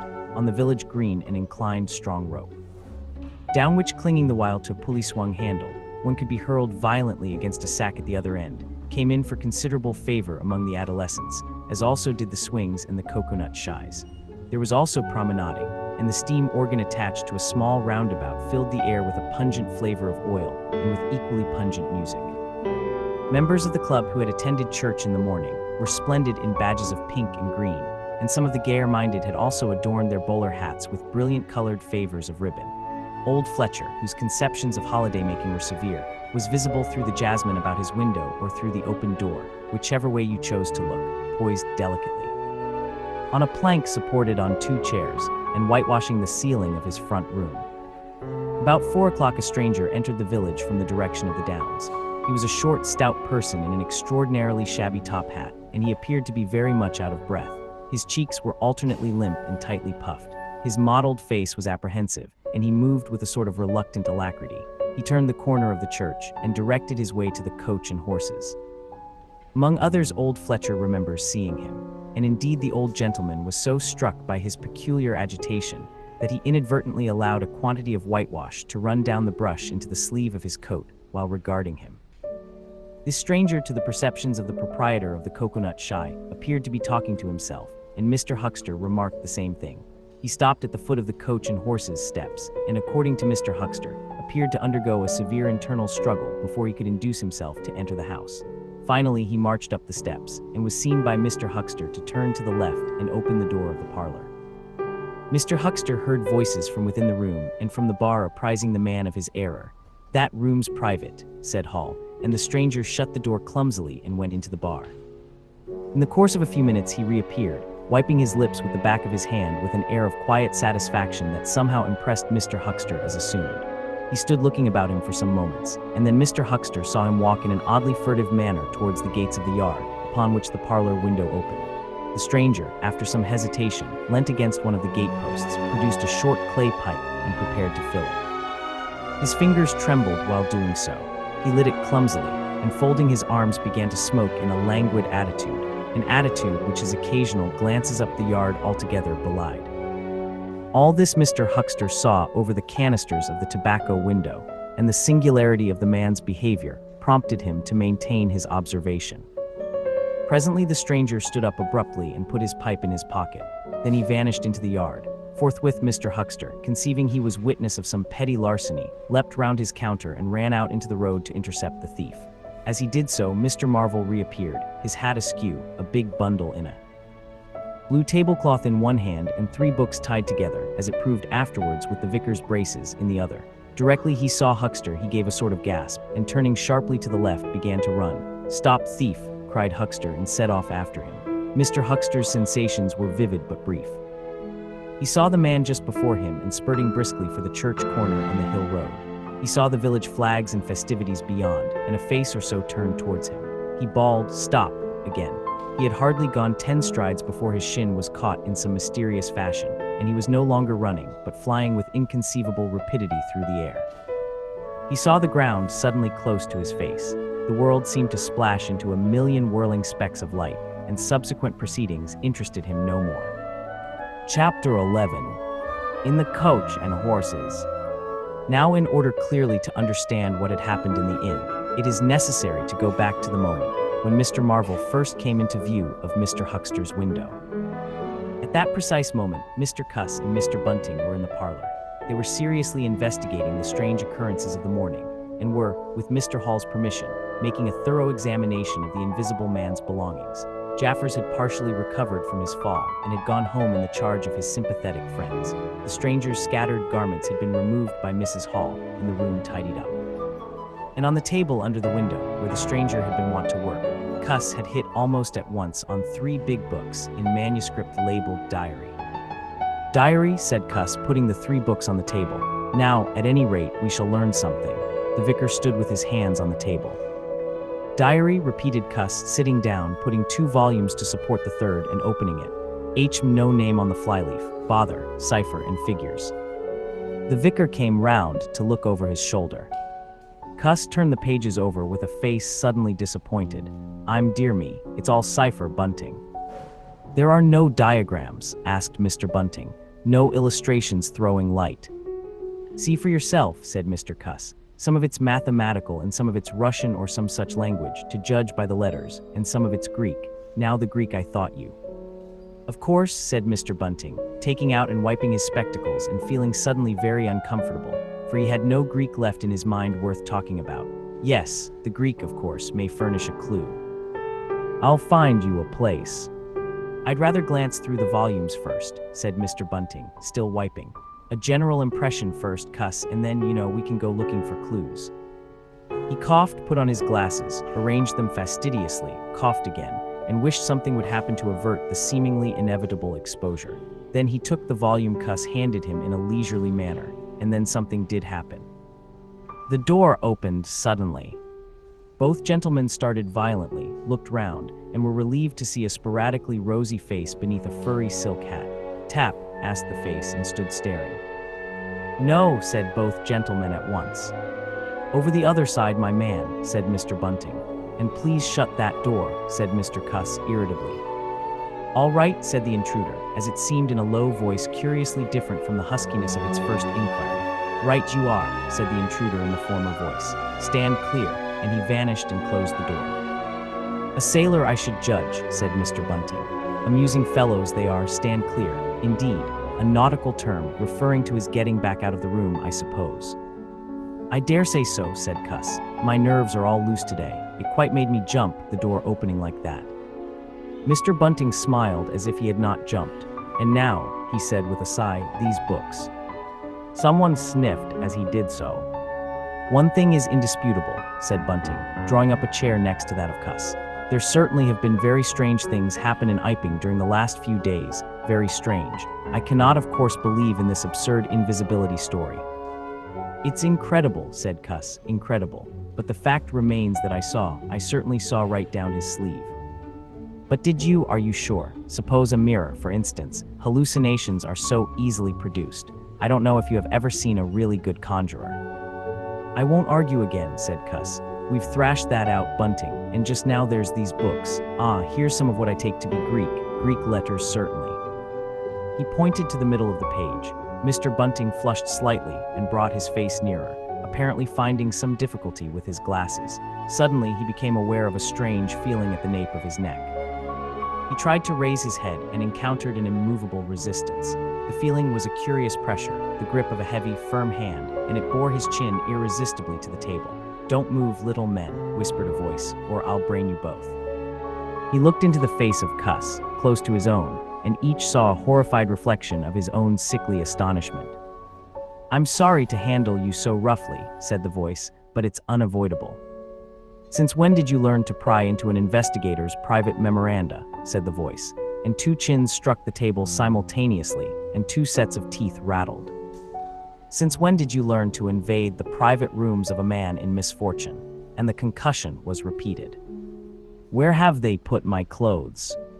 "Listen," said the voice. "The windows are fastened and I've taken the key out of the door. I'm a fairly strong man, and I have the poker handy, besides being invisible.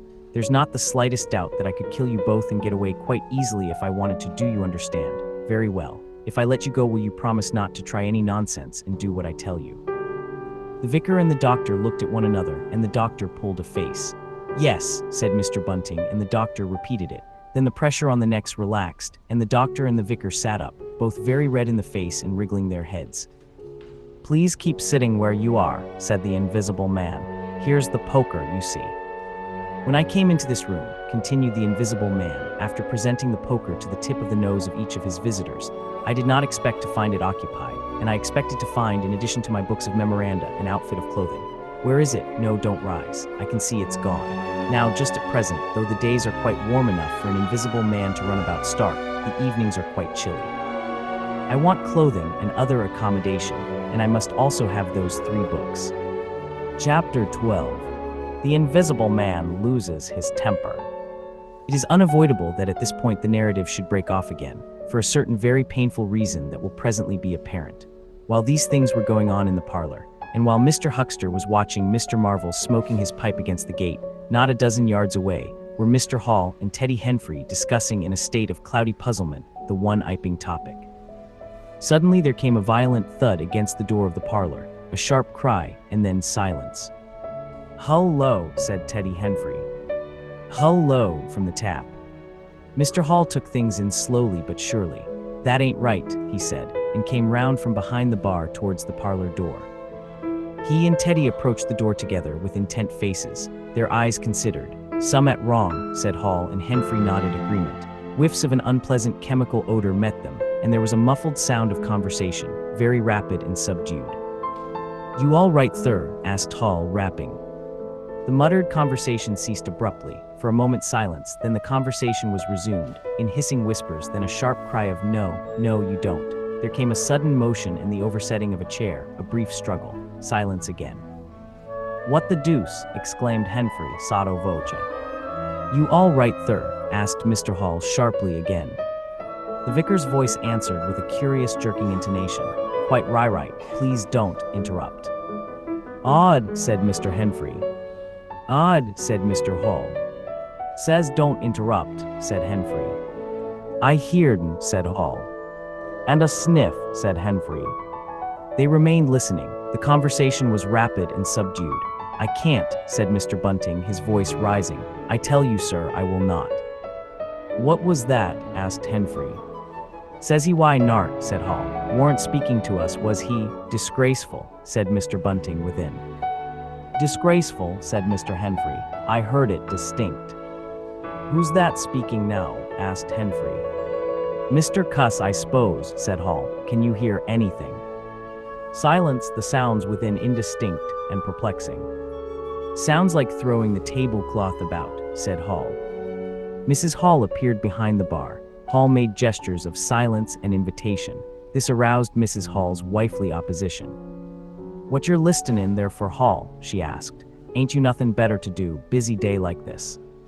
Hall tried to convey everything by grimaces and dumb show, but Mrs. Hall was obdurate. She raised her voice. So Hall and Henfrey, rather crestfallen, tiptoed back to the bar, gesticulating to explain to her. At first she refused to see anything in what they had heard at all. Then she insisted on Hall keeping silence, while Henfrey told her his story. She was inclined to think the whole business nonsense. Perhaps they were just moving the furniture about. "I hear'd say disgraceful." "That I did," said Hall. "I hear'd that, Mrs. Hall," said Henfrey. "Like as not," began Mrs. Hall. "HSH," said Mr. Teddy Henfrey. "Didn't I hear the window?" "What window?" asked Mrs. Hall. "Parlor window," said Henfrey. Everyone stood listening intently. Mrs. Hall's eyes, directed straight before her, saw without seeing the brilliant oblong of the inn door, the road white and vivid, and Huckster's shop front blistering in the June sun. Abruptly, Huckster's door opened and Huckster appeared, eyes staring with excitement, arms gesticulating. "Yap!" cried Huckster. "Stop thief!" and he ran obliquely across the oblong towards the yard gates and vanished. Simultaneously came a tumult from the parlor, and a sound of windows being closed. Hall, Henfrey, and the human contents of the tap rushed out at once pell-mell. Into the street, they saw someone whisk round the corner towards the road, and Mr. Huckster executing a complicated leap in the air that ended on his face and shoulder. Down the street, people were standing astonished or running towards them. Mr. Huckster was stunned. Henfrey stopped to discover this, but Hall and the two laborers from the tap rushed at once to the corner, shouting incoherent things, and saw Mr. Marvel vanishing by the corner of the church wall. They appear to have jumped to the impossible conclusion that this was the invisible man suddenly become visible, and set off at once along the lane in pursuit. But Hall had hardly run a dozen yards before he gave a loud shout of astonishment and went flying headlong sideways, clutching one of the laborers and bringing him to the ground. He had been charged just as one charges a man at football. The second laborer came round in a circle, stared, and conceiving that Hall had tumbled over of his own accord, turned to resume the pursuit, only to be tripped by the ankle just as Huckster had been. Then, as the first laborer struggled to his feet, he was kicked sideways by a blow that might have felled an ox. As he went down, the rush from the direction of the village green came round the corner. The first to appear was the proprietor of the Coconut Shy, a burly man in a blue jersey. He was astonished to see the lane empty save for three men sprawling absurdly on the ground. And then something happened to his rearmost foot, and he went headlong and rolled sideways just in time to graze the feet of his brother and partner, following headlong. The two were then kicked, knelt on, fallen over, and cursed by quite a number of overhasty people. Now when Hall and Henfrey and the laborers ran out of the house, Mrs. Hall, who had been disciplined by years of experience, remained in the bar next the till. And suddenly the parlor door was opened, and Mr. Cuss appeared, and without glancing at her rushed at once down the steps toward the corner. "Hold him," he cried. "Don't let him drop that parcel." He knew nothing of the existence of Marvel, for the invisible man had handed over the books and bundle in the yard. The face of Mr. Cuss was angry and resolute, but his costume was defective, a sort of limp white kilt that could only have passed muster in grease. "Hold him," he bawled. "He's got my trousers, and every stitch of the vicar's clothes." "Tend to him in a minute," he cried to Henfrey as he passed the prostrate. Huckster, in coming round the corner to join the tumult, was promptly knocked off his feet into an indecorous sprawl. Somebody in full flight trod heavily on his finger. He yelled, struggled to regain his feet, was knocked against and thrown on all fours again, and became aware that he was involved not in a capture, but a rout. Everyone was running back to the village. He rose again and was hit severely behind the ear. He staggered and set off back to the coach and horses forthwith, leaping over the deserted Huckster, who was now sitting up on his way. Behind him, as he was halfway up the inn steps, he heard a sudden yell of rage, rising sharply out of the confusion of cries, and a sounding smack in someone's face. He recognized the voice as that of the invisible man, and the note was that of a man suddenly infuriated by a painful blow. In another moment, Mr. Cuss was back in the parlor. "He's coming back, Bunting," he said, rushing in. "Save yourself." Mr. Bunting was standing in the window, engaged in an attempt to clothe himself in the hearthrug and a West Surrey Gazette. "Who's coming?" he said, so startled that his costume narrowly escaped disintegration. "Invisible man," said Cuss, and rushed on to the window. "We'd better clear out from here. He's fighting mad." In another moment, he was out in the yard. "Good heavens," said Mr. Bunting, hesitating between two horrible alternatives. He heard a frightful struggle in the passage of the inn, and his decision was made. He clambered out of the window, adjusted his costume hastily, and fled up the village as fast as his fat little legs would carry him. From the moment when the invisible man screamed with rage, and Mr. Bunting made his memorable flight up the village, it became impossible to give a consecutive account of affairs in Iping. Possibly the invisible man's original intention was simply to cover Marvel's retreat with the clothes and books. But his temper, at no time very good, seems to have gone completely at some chance blow, and forthwith he set to smiting and overthrowing, for the mere satisfaction of hurting. You must figure the street full of running figures, of doors slamming and fights for hiding places. You must figure the tumult suddenly striking on the unstable. Equilibrium of old Fletcher's planks in two chairs with cataclysmic results. You must figure an appalled couple caught dismally in a swing. and then the whole tumultuous rush has passed, and the Iping street with its gods and flags is deserted save for the still raging unseen, and littered with coconuts, overthrown canvas screens, and the scattered stock in trade of a sweetstuff stall. Everywhere there is a sound of closing shutters and shoving bolts, and the only visible humanity is an occasional flitting eye under a raised eyebrow in the corner of a window pane. The invisible man amused himself for a little while by breaking all the windows in the coach and horses, and then he thrust a street lamp through the parlor window of Mrs. Gribble. He it must have been who cut the telegraph wire to Atterdean just beyond Higgins' cottage on the Atterdean road. And after that, as his peculiar qualities allowed, he passed out of human perceptions altogether, and he was neither heard, seen, nor felt in Iping anymore. He vanished absolutely. But it was the best part of 2 hours before any human being ventured out again into the desolation of Iping Street. Chapter 13. Mr. Marvel discusses his resignation. When the dusk was gathering and Iping was just beginning to peep timorously forth again upon the shattered wreckage of its bank holiday, a short, thick-set man in a shabby silk hat was marching painfully through the twilight behind the beechwoods on the road to Bramblehurst. He carried 3 books bound together by some sort of ornamental elastic ligature, and a bundle wrapped in a blue tablecloth. His rubicund face expressed consternation and fatigue. He appeared to be in a spasmodic sort of hurry. He was accompanied by a voice other than his own, and ever and again he winced under the touch of unseen hands. "If you give me the slip again," said the voice, "if you attempt to give me the slip again." "Lord," said Mr. Marvel, "that shoulder's a mass of bruises as it is. On my honor," said the voice, "I will kill you." "I didn't try to give you the slip," said Marvel, in a voice that was not far remote from tears. "I swear I didn't. I didn't know the blessed turning, that was all. How the devil was I to know the blessed turning? As it is, I've been knocked about." "You'll get knocked about a great deal more if you don't mind," said the voice, and Mr. Marvel abruptly became silent. He blew out his cheeks, and his eyes were eloquent of despair. "It's bad enough to let these floundering yokels explode my little secret without your cutting off with my books. It's lucky for some of them they cut and ran when they did. Here am I, no one knew I was invisible, and now what am I to do?" "What am I to do?" asked Marvel sotto voce. "It's all about, it will be in the papers. Everybody will be looking for me, everyone on their guard." The voice broke off into vivid curses and ceased. The despair of Mr. Marvel's face deepened, and his pace slackened. "Go on," said the voice. Mr. Marvel's face assumed a grayish tint between the ruddier patches. "Don't drop those books, stupid," said the voice, sharply overtaking him. "The fact is," said the voice, "I shall have to make use of you. You're a poor tool, but I must." "I'm a miserable tool," said Marvel. "You are," said the voice. "I'm the worst possible tool you could have," said Marvel. "I'm not strong," he said after a discouraging silence. "I'm not over-strong," he repeated. "No. And my heart's weak, that little business. I pulled it through, of course, but bless you, I could have dropped." "Well, I haven't the nerve and strength for the sort of thing you want. I'll stimulate you." "I wish you wouldn't. I wouldn't like to mess up your plans, you know, but I might out of sheer funk and misery." "You'd better not," said the voice with quiet emphasis. "I wish I was dead," said Marvel. "It ain't justice," he said. "You must admit. It seems to me I've a perfect right." "Get on," said the voice. Mr. Marvel mended his pace, and for a time they went in silence again. "It's devilish hard," said Mr. Marvel. This was quite ineffectual. He tried another tack. "What do I make by it?" he began again in a tone of unendurable wrong. "Oh, shut up," said the voice with sudden amazing vigor. "I'll see to you all right. You do what you're told. You'll do it all right. You're a fool and all that, but you'll do." "I tell you, sir, I'm not the man for it, respectfully, but it is so."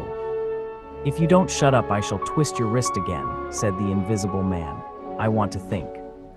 Presently 2 oblongs of yellow light appeared through the trees, and the square tower of a church loomed through the gloaming. "I shall keep my hand on your shoulder," said the voice, "all through the village. Go straight through and try no foolery. It will be the worse for you if you do." "I know that," sighed Mr. Marvel. "I know all that." The unhappy-looking figure in the obsolete silk hat passed up the street of the little village with his burdens, and vanished into the gathering darkness beyond the lights of the windows. Chapter 14. At Port Stowe. 10 o'clock the next morning found Mr. Marvel, unshaven, dirty, and travel-stained, sitting with the books beside him and his hands deep in his pockets. looking very weary, nervous, and uncomfortable, and inflating his cheeks at infrequent intervals on the bench outside a little inn on the outskirts of Port Stowe. Beside him were the books, but now they were tied with string. The bundle had been abandoned in the pine woods beyond Bramblehurst, in accordance with a change in the plans of the Invisible Man. Mr. Marvel sat on the bench, and although no one took the slightest notice of him, his agitation remained at fever heat. His hands would go ever and again to his various pockets with a curious, nervous fumbling. When he had been sitting for the best part of an hour, however, an elderly mariner, carrying a newspaper, came out of the inn and sat down beside him. "Pleasant day," said the mariner. Mr. Marvel glanced about him with something very like terror. "Very," he said. "Just seasonable weather for the time of year," said the mariner, taking no denial. "Quite," said Mr. Marvel. The mariner produced a toothpick, and saving his regard, was engrossed thereby for some minutes. His eyes, meanwhile, were at liberty to examine Mr. Marvel's dusty figure and the books beside him. As he had approached Mr. Marvel, he had heard a sound like the dropping of coins into a pocket. He was struck by the contrast of Mr. Marvel's appearance with this suggestion of opulence. Thence his mind wandered back again to a topic that had taken a curiously firm hold of his imagination. "Books," he said suddenly, noisily finishing with the toothpick. Mr. Marvel started and looked at them. "Oh yes," he said. "Yes, they're books. There's some extraordinary things in books," said the mariner. "I believe you," said Mr. Marvel. "And some extraordinary things out of 'em," said the mariner. "True likewise," said Mr. Marvel. He eyed his interlocutor and then glanced about him. "There's some extraordinary things in newspapers, for example," said the mariner. "There are. In this newspaper," said the mariner. "Ah," said Mr. Marvel. "There's a story," said the mariner, fixing Mr. Marvel with an eye that was firm and deliberate. "There's a story about an invisible man, for instance." Mr. Marvel pulled his mouth askew and scratched his cheek and felt his ears glowing. "What will they be writing next?" he asked faintly. "Austria or America?" "Neither," said the mariner. "Here." "Lord," said Mr. Marvel, starting. "When I say here," said the mariner, to Mr. Marvel's intense relief, "I don't of course mean here in this place, I mean hereabouts." "An invisible man," said Mr. Marvel. "And what's he been up to?" "Everything," said the mariner, controlling Marvel with his eye, and then amplifying, "every blessed thing." "I ain't seen a paper these 4 days," said Marvel. "Iping's the place he started at," said the mariner. "Indeed," said Mr. Marvel. "He started there, and where he came from nobody don't seem to know. Here it is, peculiar story from Iping. And it says in this paper that the evidence is extraordinary strong, extraordinary." "Lord," said Mr. Marvel. "But then it's an extraordinary story. There is a clergyman and a medical gent witnesses, saw I am all right and proper, or leastways didn't see I am he was staying, it says, at the Coach and Horses, and no one don't seem to have been aware of his misfortune, it says, aware of his misfortune, until in an altercation in the inn, it says, his bandages on his head was torn off. It was then observed that his head was invisible. Attempts were at once made to secure him, but casting off his garments, it says, he succeeded in escaping, but not until after a desperate struggle, in which he had inflicted serious injuries, it says, on our worthy and able constable, Mr. J. A. Jaffers. Pretty straight story, eh? Names and everything." "Lord," said Mr. Marvel, looking nervously about him, trying to count the money in his pockets by his unaided sense of touch, and full of a strange and novel idea. "It sounds most astonishing. Don't it? Extraordinary, I call it. Never heard tell of invisible men before, I haven't, but nowadays one hears such a lot of extraordinary things, that." "That all he did?" asked Marvel, trying to seem at his ease. "It's enough, ain't it?" said the mariner. "Didn't go back by any chance?" asked Marvel. "Just escaped and that's all, eh?" "All," said the mariner. "Why, ain't it enough?" "Quite enough," said Marvel.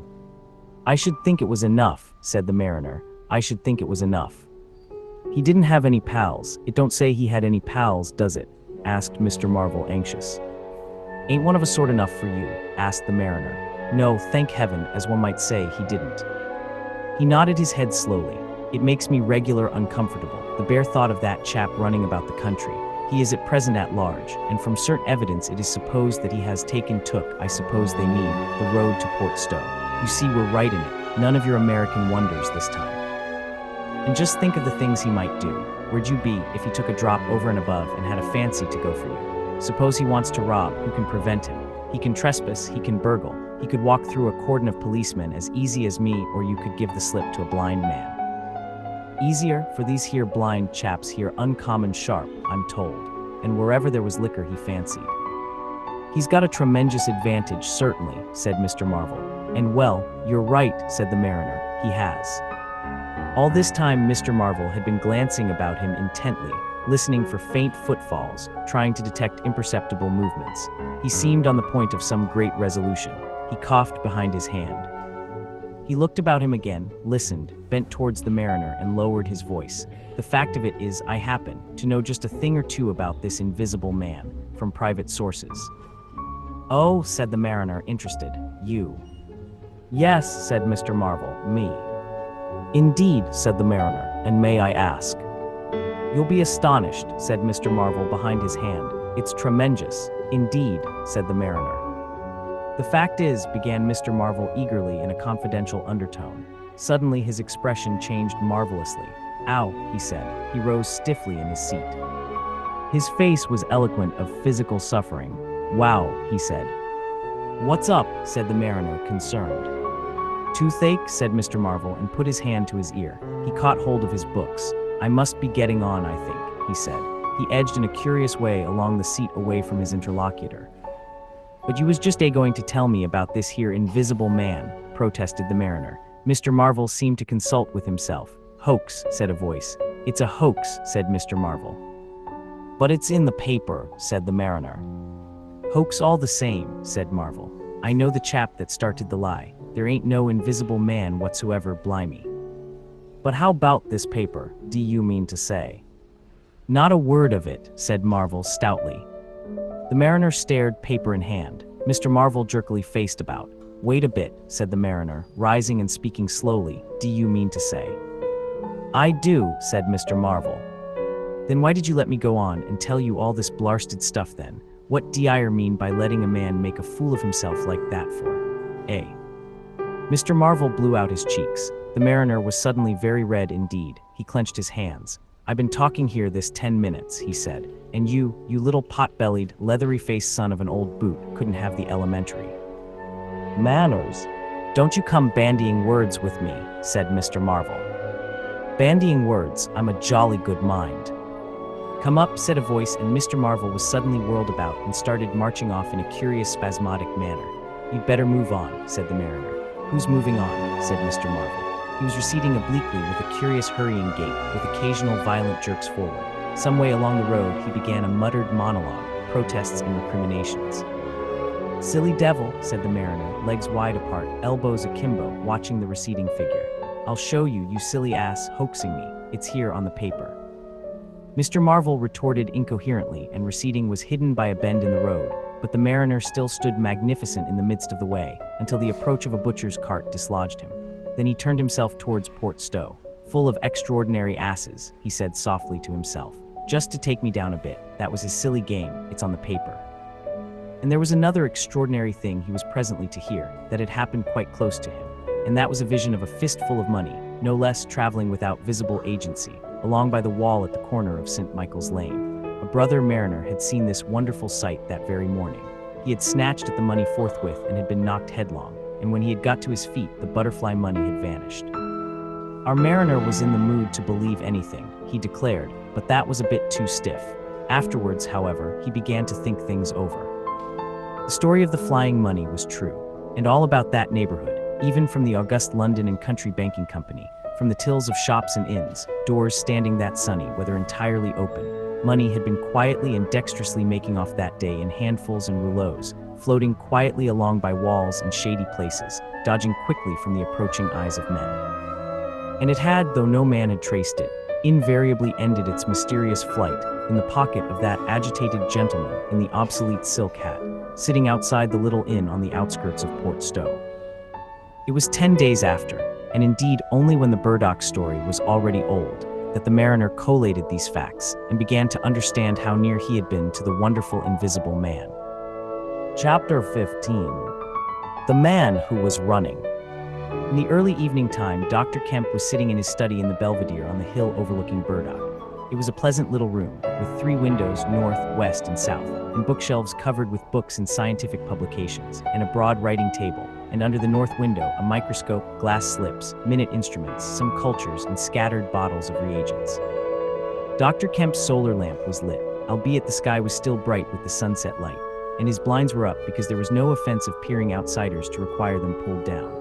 Dr. Kemp was a tall and slender young man, with flaxen hair and a mustache almost white, and the work he was upon would earn him, he hoped, the fellowship of the Royal Society, so highly did he think of it. And his eye, presently wandering from his work, caught the sunset blazing at the back of the hill that is over against his own. For a minute perhaps he sat, pen in mouth, admiring the rich golden color above the crest, and then his attention was attracted by the little figure of a man, inky black, running over the hill brow towards him. He was a shortish little man, and he wore a high hat, and he was running so fast that his legs verily twinkled. "Another of those fools," said Dr. Kemp, "like that ass who ran into me this morning round a corner, with the visible man a-coming, sir. I can't imagine what possesses people. One might think we were in the 13th century. He got up, went to the window, and stared at the dusky hillside, and the dark little figure tearing down it. "He seems in a confounded hurry," said Dr. Kemp, "but he doesn't seem to be getting on. If his pockets were full of lead, he couldn't run heavier." "Spurted, sir," said Dr. Kemp. In another moment, the higher of the villas that had clambered up the hill from Burdock had occulted the running figure. He was visible again for a moment, and then again, 3 times between the 3 detached houses that came next, and then the terrace hid him. "Asses," said Dr. Kemp, swinging round on his heel and walking back to his writing table. But those who saw the fugitive nearer, and perceived the abject terror on his perspiring face, being themselves in the open roadway, did not share in the doctor's contempt. By the man pounded, and as he ran he chinked like a well-filled purse that is tossed to and fro. He looked neither to the right nor the left, but his dilated eyes stared straight downhill to where the lamps were being lit, and the people were crowded in the street. And his ill-shaped mouth fell apart, and a glary foam lay on his lips, and his breath came hoarse and noisy. All he passed stopped and began staring up the road and down, and interrogating one another with an inkling of discomfort for the reason of his haste. And then presently far up the hill, a dog playing in the road yelped and ran under a gate, and as they still wondered something, a wind, a pad, pad, pad, a sound like a panting breathing, rushed by. People screamed, people sprang off the pavement. It passed in shouts, it passed by instinct down the hill. They were shouting in the street before Marvel was halfway there. They were bolting into houses and slamming the doors behind them with the news. He heard it and made one last desperate spurt. Fear came striding by, rushed ahead of him, and in a moment had seized the town. The Invisible Man is coming. The Invisible Man. Chapter 16. In the Jolly Cricketers. The Jolly Cricketers is just at the bottom of the hill, where the tram lines begin. The barman leant his fat red arms on the counter and talked of horses with an anemic cabman, while a black-bearded man in gray snapped up biscuit and cheese, drank Burton, and conversed in American with a policeman off duty. "What's the shouting about?" said the anemic cabman, going off at a tangent, trying to see up the hill over the dirty yellow blind in the low window of the inn. Somebody ran by outside. "Fire, perhaps," said the barman. Footsteps approached, running heavily. The door was pushed open violently, and Marvel, weeping and disheveled, his hat gone, the neck of his coat torn open, rushed in, made a convulsive turn, and attempted to shut the door. It was held half open by a strap. "Coming," he bawled, his voice shrieking with terror. "He's coming, the visible man, after me, for God's sake. Elp, elp, elp." "Shut the doors," said the policeman. "Who's coming? What's the row?" He went to the door, released the strap, and it slammed. The American closed the other door. "Let me go inside," said Marvel, staggering and weeping but still clutching the books. "Let me go inside, lock me in somewhere. I tell you he's after me. I give him the slip. He said he'd kill me and he will." "You're safe," said the man with the black beard. "The door's shut. What's it all about?" "Let me go inside," said Marvel, and shrieked aloud as a blow suddenly made the fastened door shiver, and was followed by a hurried rapping and a shouting outside. "Hullo," cried the policeman. "Who's there?" Mr. Marvel began to make frantic dives at panels that looked like doors. "He'll kill me. He's got a knife or something. For God's sake." "Here you are," said the barman. "Come in here." And he held up the flap of the bar. Mr. Marvel rushed behind the bar as the summons outside was repeated. "Don't open the door," he screamed. "Please don't open the door. Where shall I hide?" This invisible man then?" asked the man with the black beard, with one hand behind him. "I guess it's about time we saw him." The window of the inn was suddenly smashed in, and there was a screaming and running to and fro in the street. The policeman had been standing on the settee staring out, craning to see who was at the door. He got down with raised eyebrows. "It's that," he said. The barman stood in front of the bar parlor door, which was now locked on Mr. Marvel, stared at the smashed window, and came round to the two other men. Everything was suddenly quiet. "I wish I had my truncheon," said the policeman, going irresolutely to the door. "Once we open and he comes, there's no stopping him." "Don't you be in too much hurry about that door," said the anemic cabman anxiously. "Draw the bolts," said the man with the black beard, "and if he comes," he showed a revolver in his hand. "That won't do," said the policeman. "That's murder." "I know what country I'm in," said the man with the beard. "I'm going to let off at his legs. Draw the bolts." "Not with that blinking thing going off behind me," said the barman, craning over the blind. "Very well," said the man with the black beard, and stooping down, revolver ready, drew them himself. Barman, cabman, and policeman faced about. "Come in," said the bearded man in an undertone, standing back and facing the unbolted doors with his pistol behind him. No one came in, the door remained closed. 5 minutes afterwards, when a second cabman pushed his head in cautiously, they were still waiting, and an anxious face peered out of the bar parlor and supplied information. "Are all the doors of the house shut?" asked Marvel. "He's going round, prowling round. He's as artful as the devil." "Good Lord," said the burly barman. "There's the back, just watch them doors, I say." He looked about him helplessly. The bar parlor door slammed and they heard the key turn. "There's the yard door and the private door. The yard door." He rushed out of the bar. In a minute he reappeared with a carving knife in his hand. "The yard door was open," he said, and his fat underlip dropped. "He may be in the house now," said the first cabman. "He's not in the kitchen," said the barman. "There's 2 women there, and I've stabbed every inch of it with this little beef slicer. And they don't think he's come in. They haven't noticed." "Have you fastened it?" asked the first cabman. "I'm out of frocks," said the barman. The man with the beard replaced his revolver, and even as he did so, the flap of the bar was shut down and the bolt clicked. And then with a tremendous thud, the catch of the door snapped, and the bar parlor door burst open. They heard Marvel squeal like a caught leveret, and forthwith they were clambering over the bar to his rescue. The bearded man's revolver cracked, and the looking glass at the back of the parlor starred, and came smashing and tinkling down. As the barman entered the room, he saw Marvel, curiously crumpled up and struggling against the door that led to the yard and kitchen. The door flew open while the barman hesitated, and Marvel was dragged into the kitchen. There was a scream and a clatter of pans. Marvel, head down and lugging back obstinately, was forced to the kitchen door, and the bolts were drawn. Then the policeman who had been trying to pass the barman rushed in, followed by one of the cabmen, gripped the wrist of the invisible hand that collared Marvel, was hit in the face and went reeling back. The door opened, and Marvel made a frantic effort to obtain a lodgment behind it. Then the cabman collared something. "I got him," said the cabman. The barman's red hands came clawing at the unseen. "Here he is," said the barman. Mr. Marvel, released, suddenly dropped to the ground and made an attempt to crawl behind the legs of the fighting men. The struggle blundered round the edge of the door. The voice of the invisible man was heard for the first time, yelling out sharply as the policeman trod on his foot. Then he cried out passionately, and his fists flew round like flails. The cabman suddenly whooped and doubled up, kicked under the diaphragm. The door into the bar parlor from the kitchen slammed and covered Mr. Marvel's retreat. The men in the kitchen found themselves clutching at and struggling with empty air. "Where's he gone?" cried the man with the beard. "Out." "This way," said the policeman, stepping into the yard and stopping. A piece of tile whizzed by his head and smashed among the crockery on the kitchen table.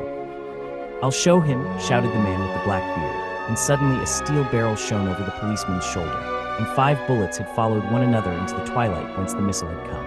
As he fired, the man with the beard moved his hand in a horizontal curve, so that his shots radiated out into the narrow yard like spokes from a wheel. A silence followed. 5 cartridges," said the man with the black beard. "That's the best of all. 4 aces and a joker. Get a lantern, someone, and come and feel about for his body."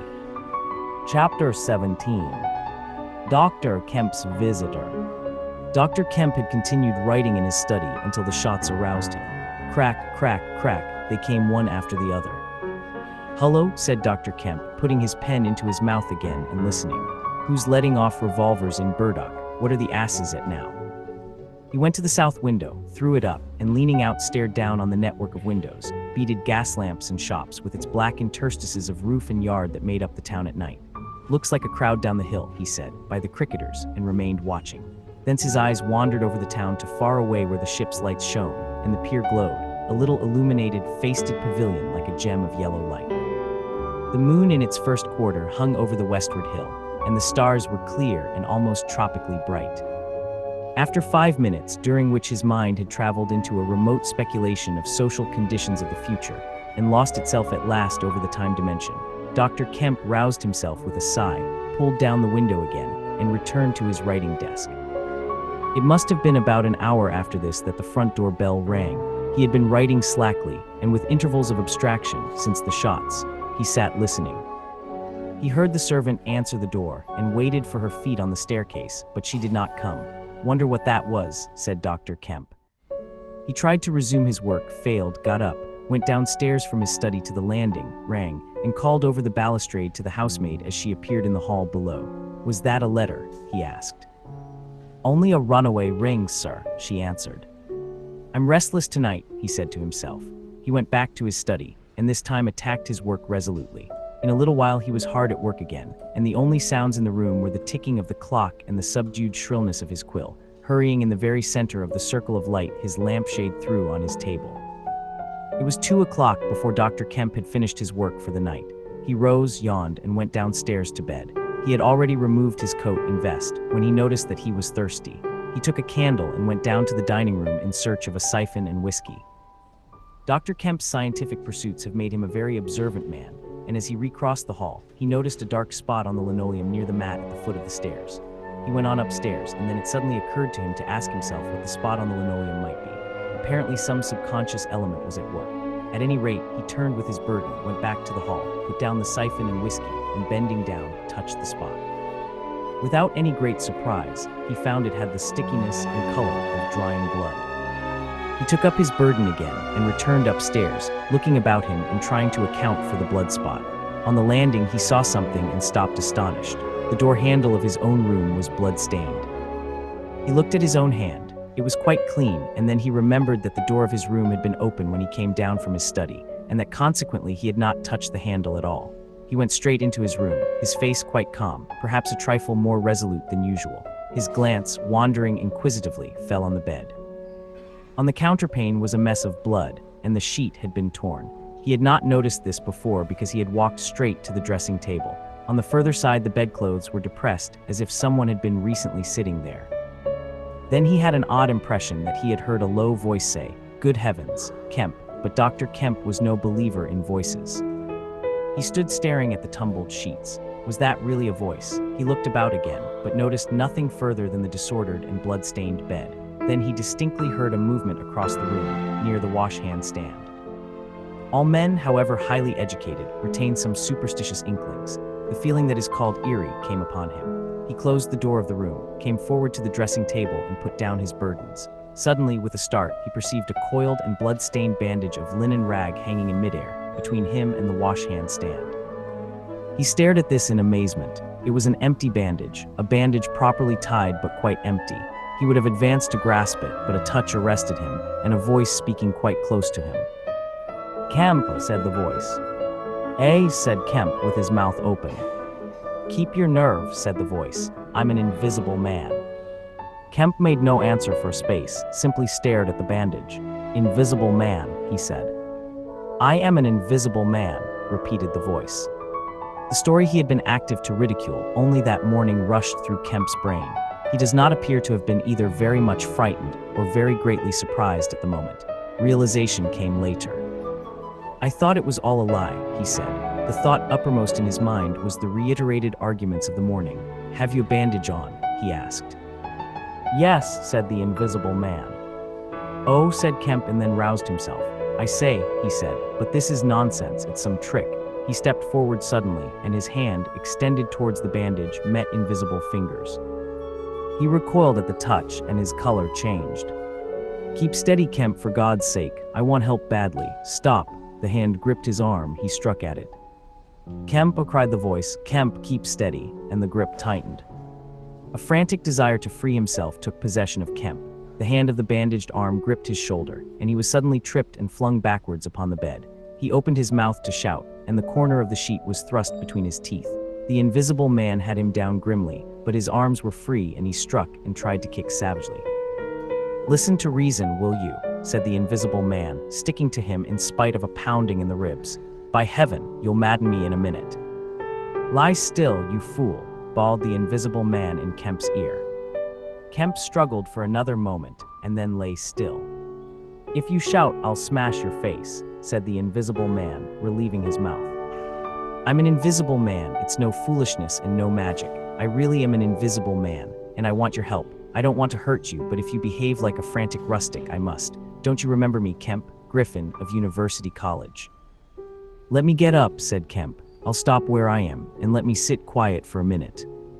He sat up and felt his neck. "I am Griffin of University College, and I have made myself invisible. I am just an ordinary man, a man you have known, made invisible." "Griffin," said Kemp.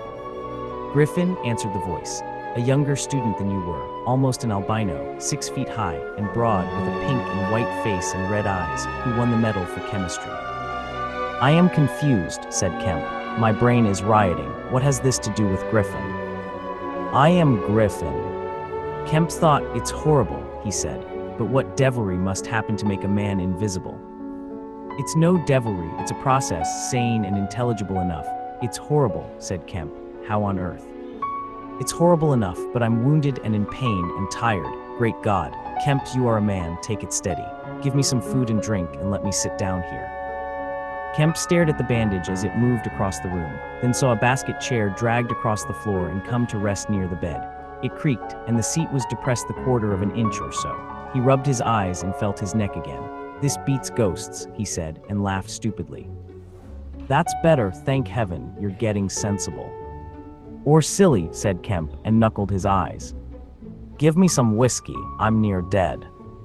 "It didn't feel so. Where are you? If I get up, shall I run into you?" "There, all right, whiskey. Here, where shall I give it to you?" The chair creaked and Kemp felt the glass drawn away from him. He let go by an effort. His instinct was all against it. It came to rest poised 20 inches above the front edge of the seat of the chair. He stared at it in infinite perplexity.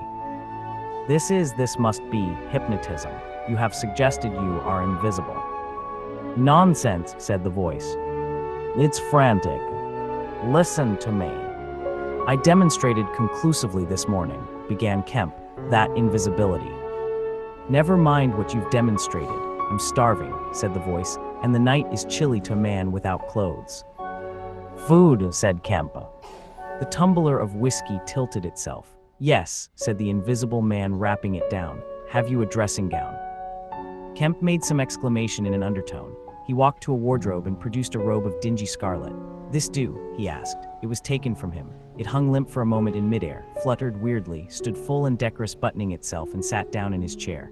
"Drawers, socks, slippers would be a comfort," said the unseen curtly. "And food."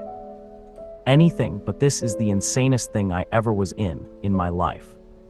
He turned out his drawers for the articles, and then went downstairs to ransack his larder. He came back with some cold cutlets and bread, pulled up a light table, and placed them before his guest. "Never mind knives," said his visitor, and a cutlet hung in midair with a sound of gnawing. "Invisible," said Kemp, and sat down on a bedroom chair. "I always like to get something about me before I eat," said the invisible man with a full mouth, eating greedily. "Queer fancy." "I suppose that wrist is all right," said Kemp. "Trust me," said the invisible man. "Of all the strange and wonderful." "Exactly, but it's odd I should blunder into your house to get my bandaging. My first stroke of luck. Anyhow, I meant to sleep in this house tonight. You must stand that. It's a filthy nuisance, my blood showing, isn't it? Quite a clot over there. Gets visible as it coagulates, I see. It's only the living tissue I've changed, and only for as long as I'm alive. I've been in the house 3 hours." "But how's it done?" began Kemp in a tone of exasperation. "Confound it, the whole business, it's unreasonable from beginning to end." "Quite reasonable," said the invisible man. "Perfectly reasonable." He reached over and secured the whiskey bottle. Kemp stared at the devouring dressing gown. A ray of candlelight penetrating a torn patch in the right shoulder made a triangle of light under the left ribs. "What were the shots?" he asked. "How did the shooting begin?" "There was a real fool of a man, a sort of confederate of mine, curse him, who tried to steal my money, has done so." "Is he invisible too?" "No." "Well, Can I have some more to eat before I tell you all that? I'm hungry, in pain, and you want me to tell stories. Kemp got up. You didn't do any shooting, he asked. Not me, said his visitor. Some fool I'd never seen fired at random. A lot of them got scared. They all got scared at me. Curse them. I say, I want more to eat than this, Kemp.